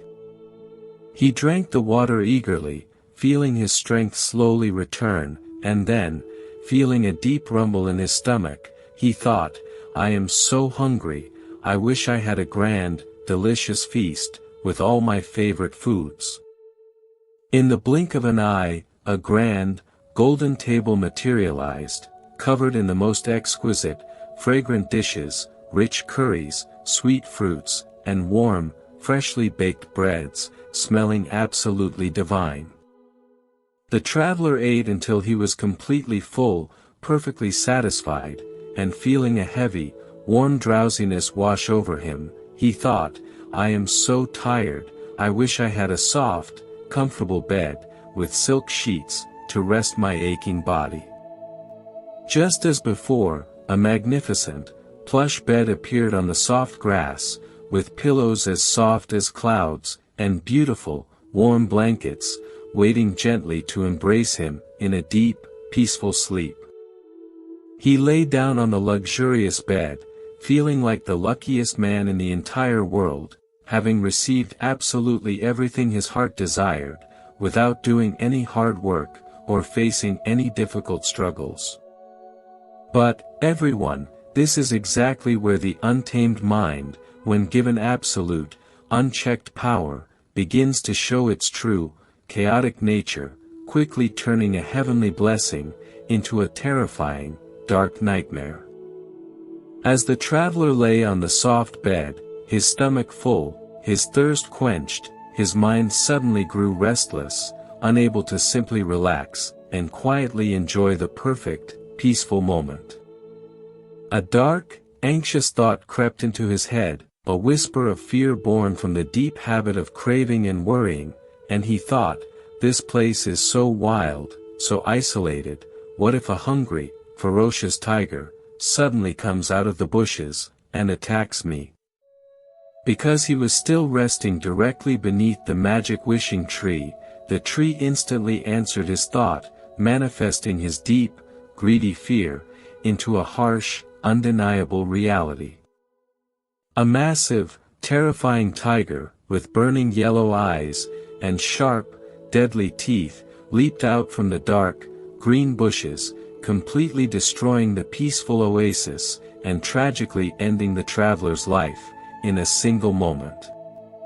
He was not killed by the universe, he was not killed by bad luck, he was entirely destroyed by his own mind, by his inability to rest in gratitude, and his deeply rooted habit of constantly worrying about the future. This powerful story, friends, is a direct reflection of our own minds, because the human mind, in many ways, is exactly like that magical, celestial wishing tree, constantly creating the reality that we experience every day. When we focus our thoughts on gratitude, compassion, and the simple beauty of the present moment, we create a peaceful oasis in our hearts, bringing joy to ourselves, and to everyone around us. But when we allow our minds to be dominated by greed, by the constant fear of not having enough, and by the anxious worry about what might go wrong tomorrow, we are actively conjuring our own personal tigers. We get a good job, we get the comfortable bed, we get the nice food, but instead of being happy, we start thinking, what if the economy crashes, what if I lose my position, what if someone steals my money? We spend our entire lives running away from these imaginary tigers, completely ruining the beautiful feast that is sitting right in front of us, and turning our comfortable beds into places of deep, restless anxiety. The price of this greedy, fearful thinking, is that we completely lose the ability to enjoy our actual lives, because we are too busy living in a terrifying, imaginary future that has not even happened yet. To tame this restless mind, to stop creating tigers, we must learn the beautiful, gentle art of being completely satisfied with the simple blessings of right now, breathing deeply, and letting go of the anxious thoughts. When a fearful or greedy thought arises, you do not need to fight it, you simply need to recognize it, label it quietly as a thought, and then gently bring your attention back to the steady, rising and falling of your own breath. You remind yourself that in this exact moment, there is no tiger, there is only the quiet room, the feeling of the chair beneath you, and the miraculous, continuous rhythm of your own beating heart. This gentle redirection, done thousands of times, slowly trains the mind to rest in the present, dismantling the heavy, destructive patterns of craving, and opening the door to a vast, unshakable inner peace. Let us consider, for a moment, the natural world around us, and how it perfectly embodies this state of balance, completely free from the exhausting, demanding chains of human greed. Look at a beautiful, wild river, flowing swiftly from the high, snowy mountains, down through the green valleys, and eventually pouring its vast, sweet waters into the deep, endless ocean. The river never stops to hoard its water, it never builds a dam to keep the water for itself, and it never worries that it will run dry tomorrow, it simply flows, giving life to every single tree and animal along its path. Because the river is constantly giving, constantly letting go, it is always refreshed, always renewed, drawing endless power from the melting snow, and remaining clean, pure, and vibrantly alive. If we try to live our lives like a stagnant pool, constantly gathering things, gathering money, gathering praise, and refusing to let anything flow outward, our spirits will quickly become dark, heavy, and completely toxic. We become weighed down by our own possessions, our minds become clouded with the constant anxiety of protecting our wealth, and we lose the fresh, sparkling energy that comes from a generous, open heart.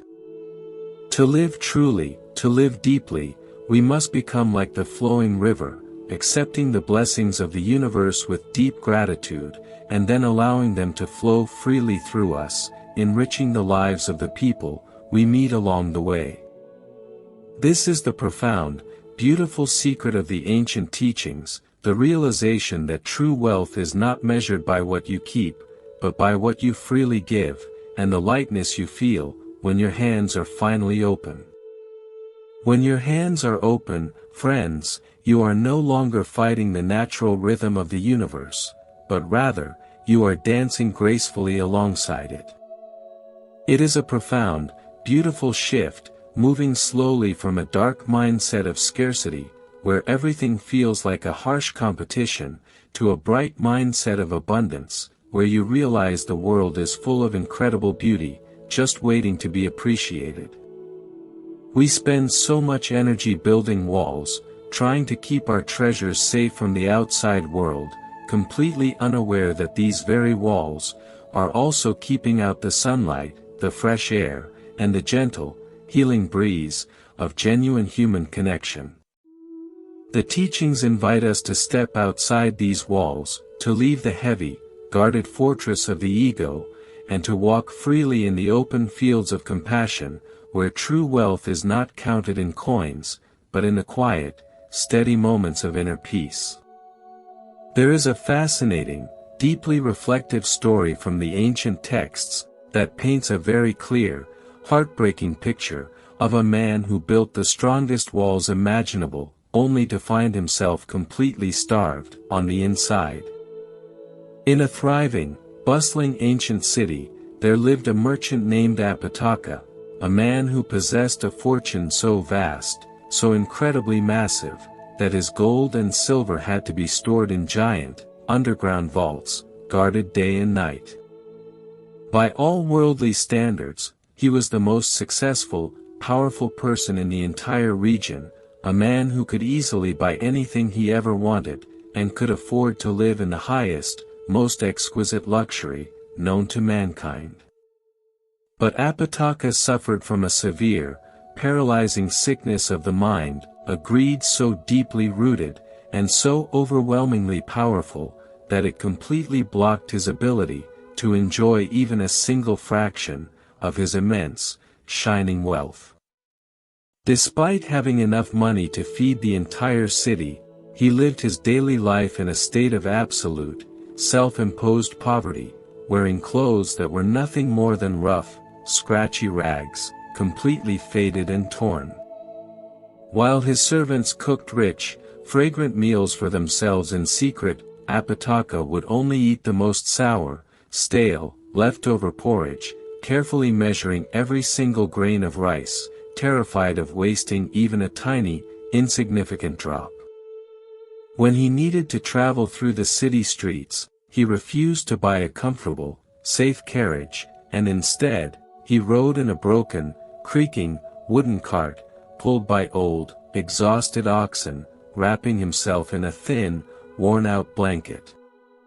He could not bring himself to spend a single, copper coin to ease his own discomfort. He never offered a warm meal to a passing traveler, and he certainly never gave anything to the poor, because the very thought of parting with his wealth caused him unbearable, physical pain. He lived his entire, long life in this dark, miserable state, constantly calculating, constantly worrying, completely isolated from the warmth of friendship, and entirely devoid of any simple, human joy. When his time on this earth finally came to an end, he passed away alone in a cold, dusty room, leaving behind absolutely no family, no true friends, and no one to mourn his passing, or to shed a tear for his memory. Because he died without any heirs to claim his fortune, the royal guard simply came to his estate, loaded all his massive, untouched wealth onto heavy wagons, and carted it all away, pouring it directly into the king's grand treasury. He had spent his entire life guarding a mountain of treasure, enduring daily hardship and intense anxiety, only to leave it all behind, having never truly owned it, and having never allowed it to bring a single moment of light into his own dark world.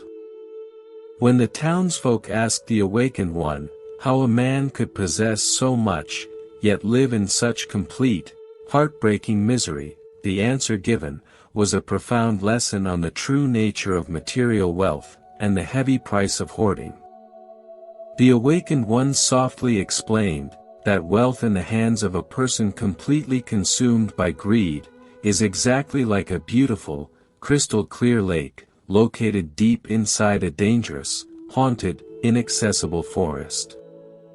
The water in this hidden lake is perfectly sweet, perfectly cold, and absolutely pure, but because it is surrounded by thick, thorny bushes, and dangerous creatures, no human being, and no thirsty animal, can ever reach its shores to take a drink. The beautiful water sits there, completely useless, helping no one, bringing life to nothing, until it simply evaporates into the empty, dry air, its incredible potential, entirely wasted and lost. This, friends, is the exact, tragic price of unchecked craving. It turns your own beautiful life into an isolated, unreachable lake, where your energy, your love, and your resources are locked away in the dark. We might not have underground vaults filled with gold coins, but we often do the exact same thing with our emotions, hoarding our affection, holding back our forgiveness, and tightly guarding our compliments, because our greedy ego wants to feel superior. We mistakenly think that by withholding our love, we are somehow protecting ourselves from getting hurt, making others work harder for our approval, and keeping the upper hand in our daily relationships. But in reality, we are just starving our own hearts, drinking the stale, sour porridge of resentment and isolation, while a massive, beautiful banquet of connection and joy is waiting just outside the door, ready to be shared. When we refuse to be generous with our spirits, when we constantly calculate who owes us what, we create a rigid, heavy atmosphere around us, pushing away the very people who genuinely want to bring us happiness. The true purpose of having a comfortable life, of having knowledge, or of possessing a kind, understanding heart, is not to lock these things in a safe, but to let them flow freely, like a gentle, nourishing river, watering the gardens of everyone we meet. If you have the ability to make someone smile today, do not save it for tomorrow, offer it right now, give it freely, and watch how that simple act of generosity instantly lightens the heavy, anxious load resting on your own shoulders. Generosity is the ultimate, powerful medicine for the sickness of greed, slowly dissolving the tight, painful knots in our minds, and replacing the constant fear of lack with a deep, unshakable sense of natural abundance. There is another powerful story, a deeply moving tale from the ancient forests, that reveals the darkest, most tragic cost of craving, showing how the sudden hunger for a reward can make us betray our own deepest values and destroy our own souls. Deep within a quiet, ancient forest, far away from the noisy cities of men, there lived a magnificent, magical creature, a deer with fur that shone like pure, spun gold, and eyes that held the deep, gentle wisdom of the earth itself. This golden deer lived a peaceful, hidden life, grazing on sweet grasses, drinking from crystal streams, and offering silent, boundless compassion to every single living being that wandered through the thick, green woods. One stormy afternoon, a heavy, violent rainfall caused the great river to flood, and a careless merchant, traveling too close to the edge, was swept away by the raging, turbulent waters, crying out desperately, as he was pulled towards certain death. The golden deer, hearing his terrified cries echoing through the trees, did not hesitate for a single second, and bravely leaped into the dangerous, freezing river, fighting the violent, swirling currents with all its majestic strength. Risking its own life, the noble creature reached the drowning man, allowed him to hold on to its strong back, and slowly, with great effort, swam against the terrible flood, bringing the shivering, exhausted merchant safely to the dry, warm riverbank. The man collapsed on the soft grass, weeping with overwhelming gratitude, bowing deeply to the noble creature, completely amazed by the incredible beauty, and the selfless, heroic compassion, of the glowing, golden deer. The deer looked at him with gentle, peaceful eyes, and asked for only one simple thing in return, asking the man to never, ever reveal its hidden location in the forest, knowing that greedy hunters would surely come, seeking to steal its priceless, golden coat. The merchant, tears streaming down his face, swore a solemn, binding oath, promising on his own life, and the lives of his ancestors, that he would keep the secret safe in his heart, forever, and he walked back to his city, feeling incredibly blessed. But friends, the subtle seeds of greed are always waiting patiently in the dark corners of the human mind, ready to sprout rapidly, the very moment a shiny, tempting opportunity appears on the horizon.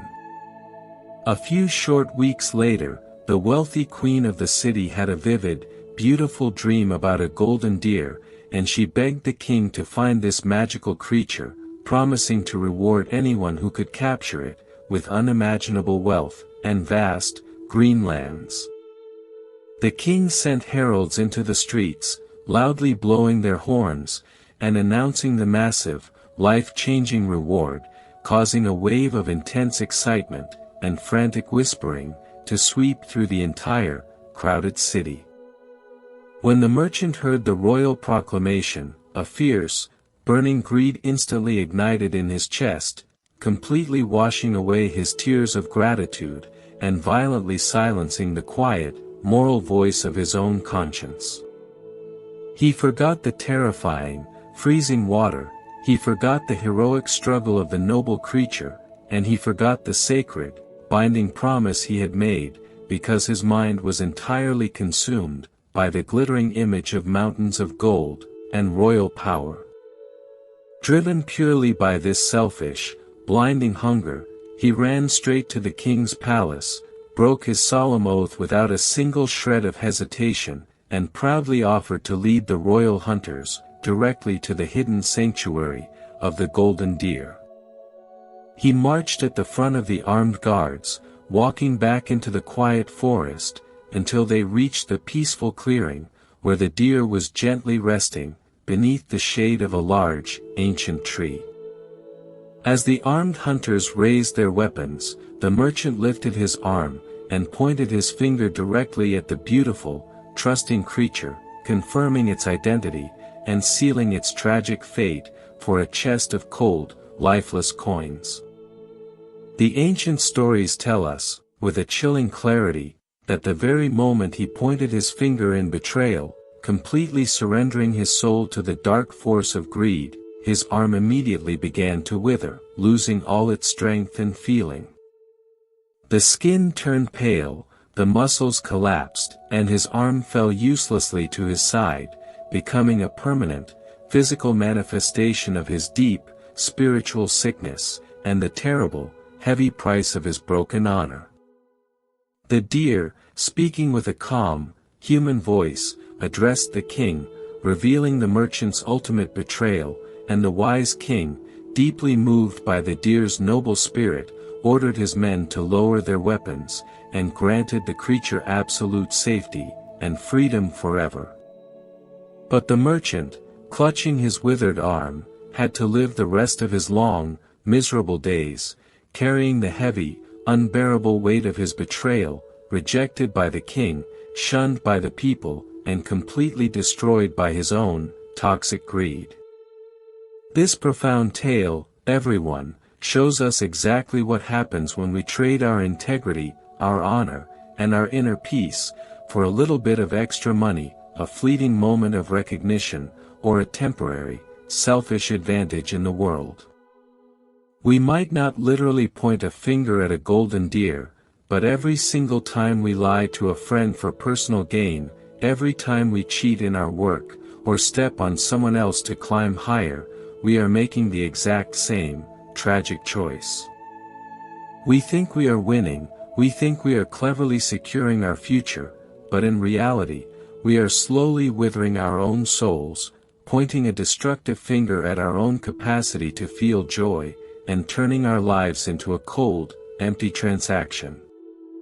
The most valuable things in this entire universe, the things that truly allow you to sleep peacefully at night, are your clear conscience, your genuine honesty, and the trusting, beautiful relationships you build with the people around you. When you sacrifice these precious things to satisfy the endless, demanding hunger of the ego, you are paying a price that is far too high, trading a solid mountain of true happiness for a tiny handful of dry, blowing sand. Look closely at how we interact with the people who have helped us the most, the parents who raised us with quiet sacrifice, the friends who stood by us in our darkest hours, and the patient teachers who guided our stumbling steps.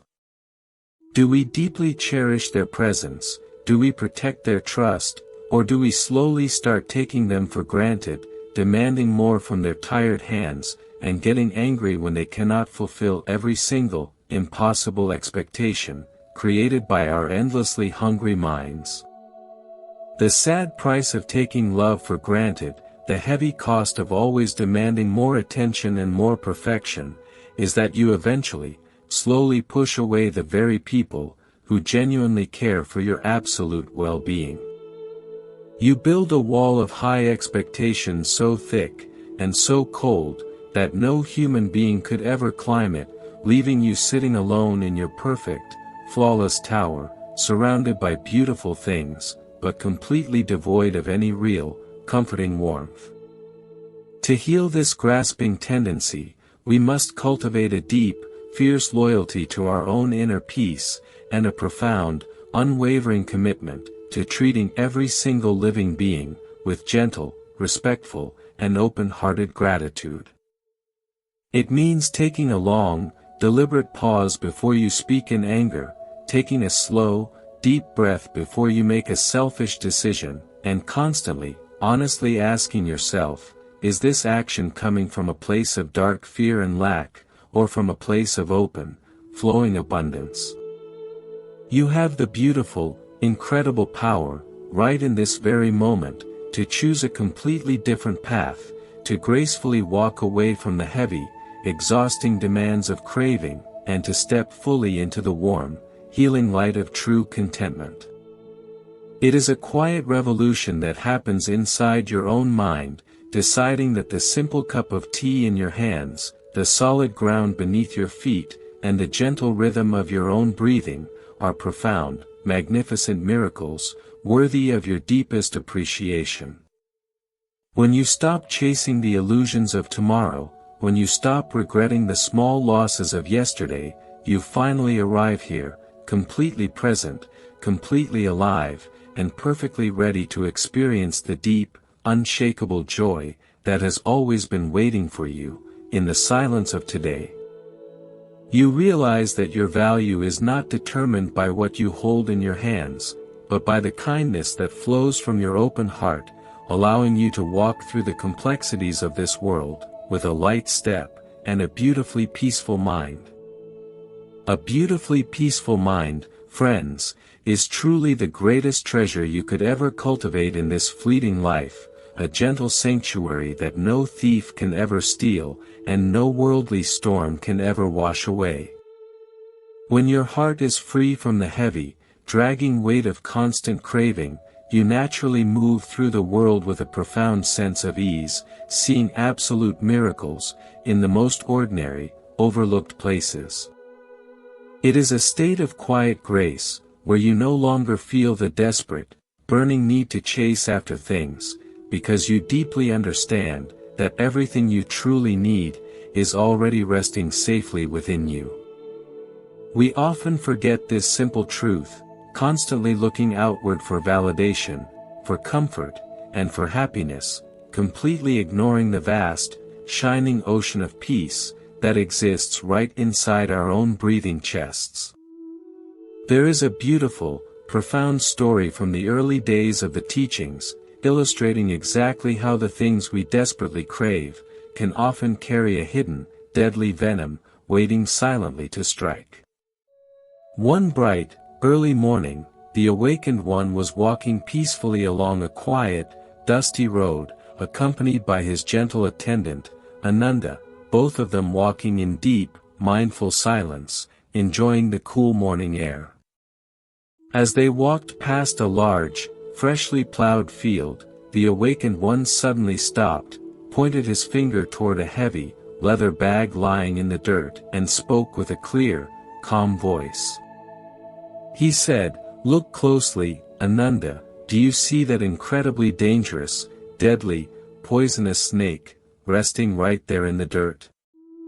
Ananda, looking exactly where the finger pointed, saw the heavy bag, understood the deep, hidden meaning of the words, and calmly replied, "Yes, I see it clearly, it is a very dangerous, terrifying snake."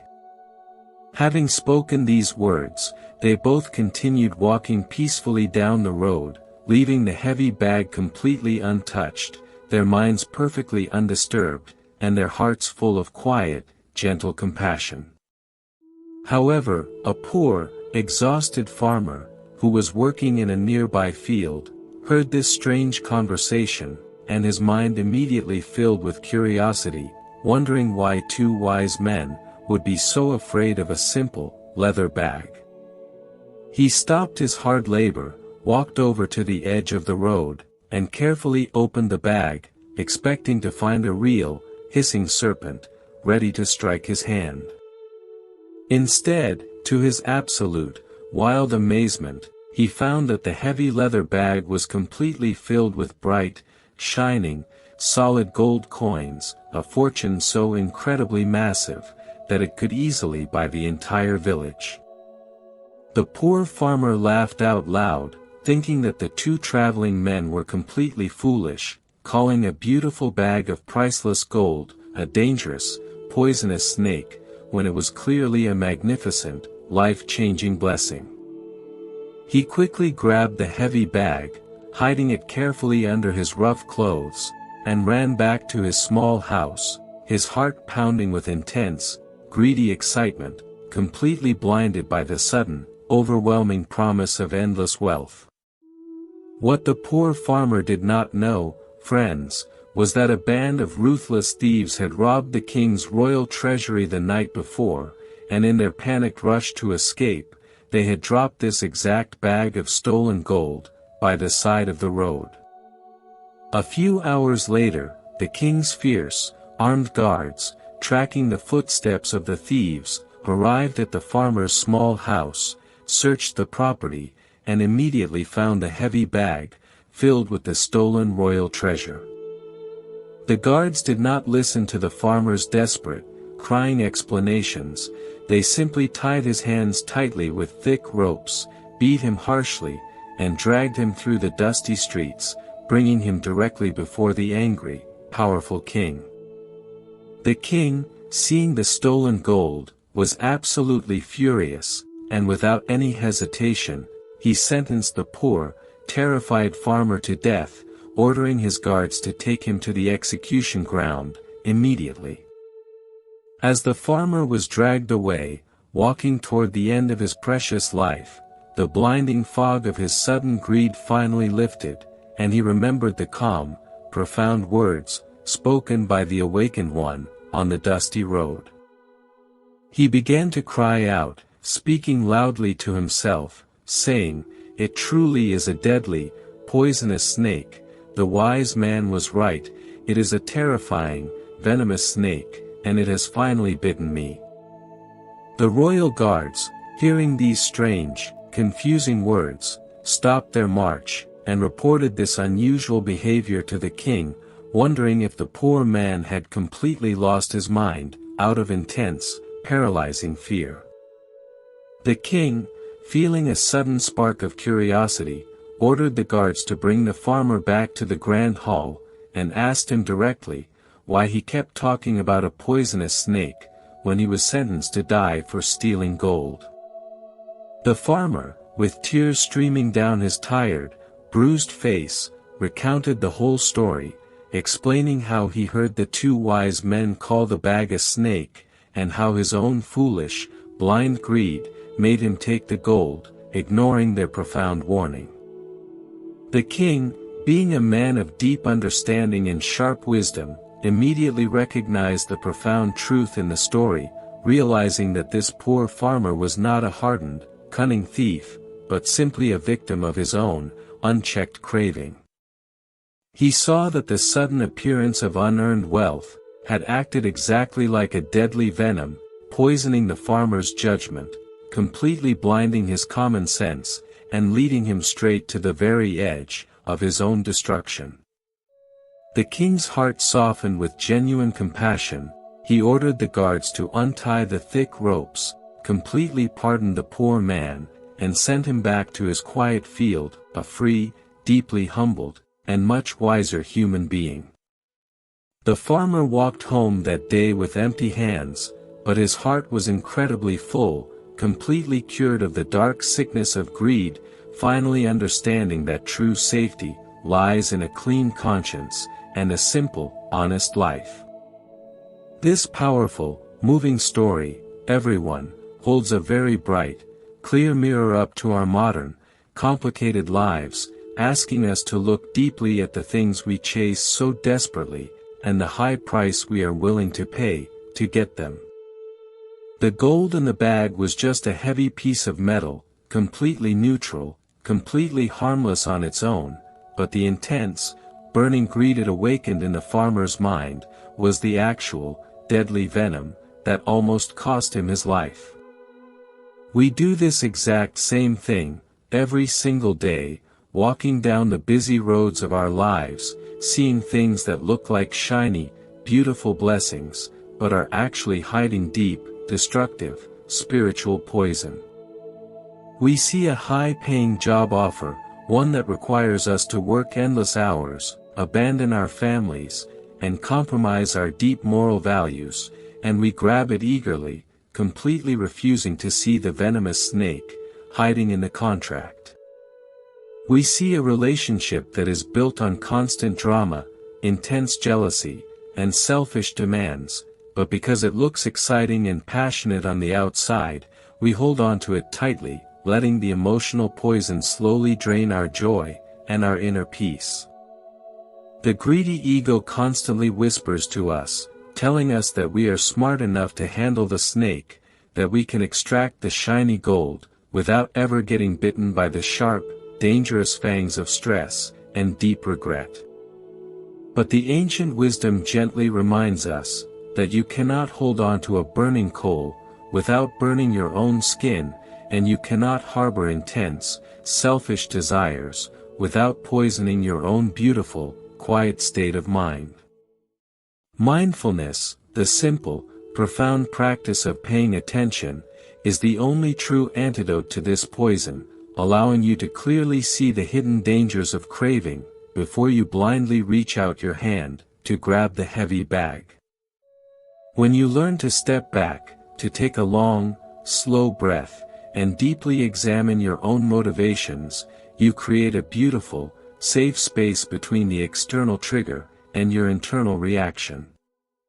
In that quiet, spacious moment, you can ask yourself gently, is this thing I want so badly going to bring me genuine, lasting peace, or is it just another heavy, golden burden that will steal my sleep and exhaust my spirit? You start to realize, with a profound, comforting clarity, that the simple, quiet life you are already living, with all its beautiful, ordinary routines, is actually a magnificent, priceless treasure, completely free from any hidden venom. The warmth of the morning sun on your skin, the sweet, refreshing taste of a simple glass of water, the gentle, reassuring smile of a true friend, these are the real, unshakable riches of the human experience. These simple blessings do not require you to fight, they do not require you to compromise your precious integrity, and they certainly do not carry the heavy, terrifying anxiety of loss, because they are freely available, to an open heart. To truly live without greed, friends, is to embrace this beautiful, flowing simplicity, walking lightly upon the green earth, and leaving absolutely no trace of harm or selfish grasping in your gentle wake. It means celebrating the success and happiness of others, feeling genuine, overflowing joy when your neighbors prosper, knowing that their bright light does absolutely nothing to diminish the beautiful, steady flame, shining quietly in your own soul. When you let go of the need to compete, the need to compare, and the exhausting need to accumulate, you suddenly find yourself completely surrounded by abundance, realizing that the universe has always been holding you, with a gentle, loving embrace.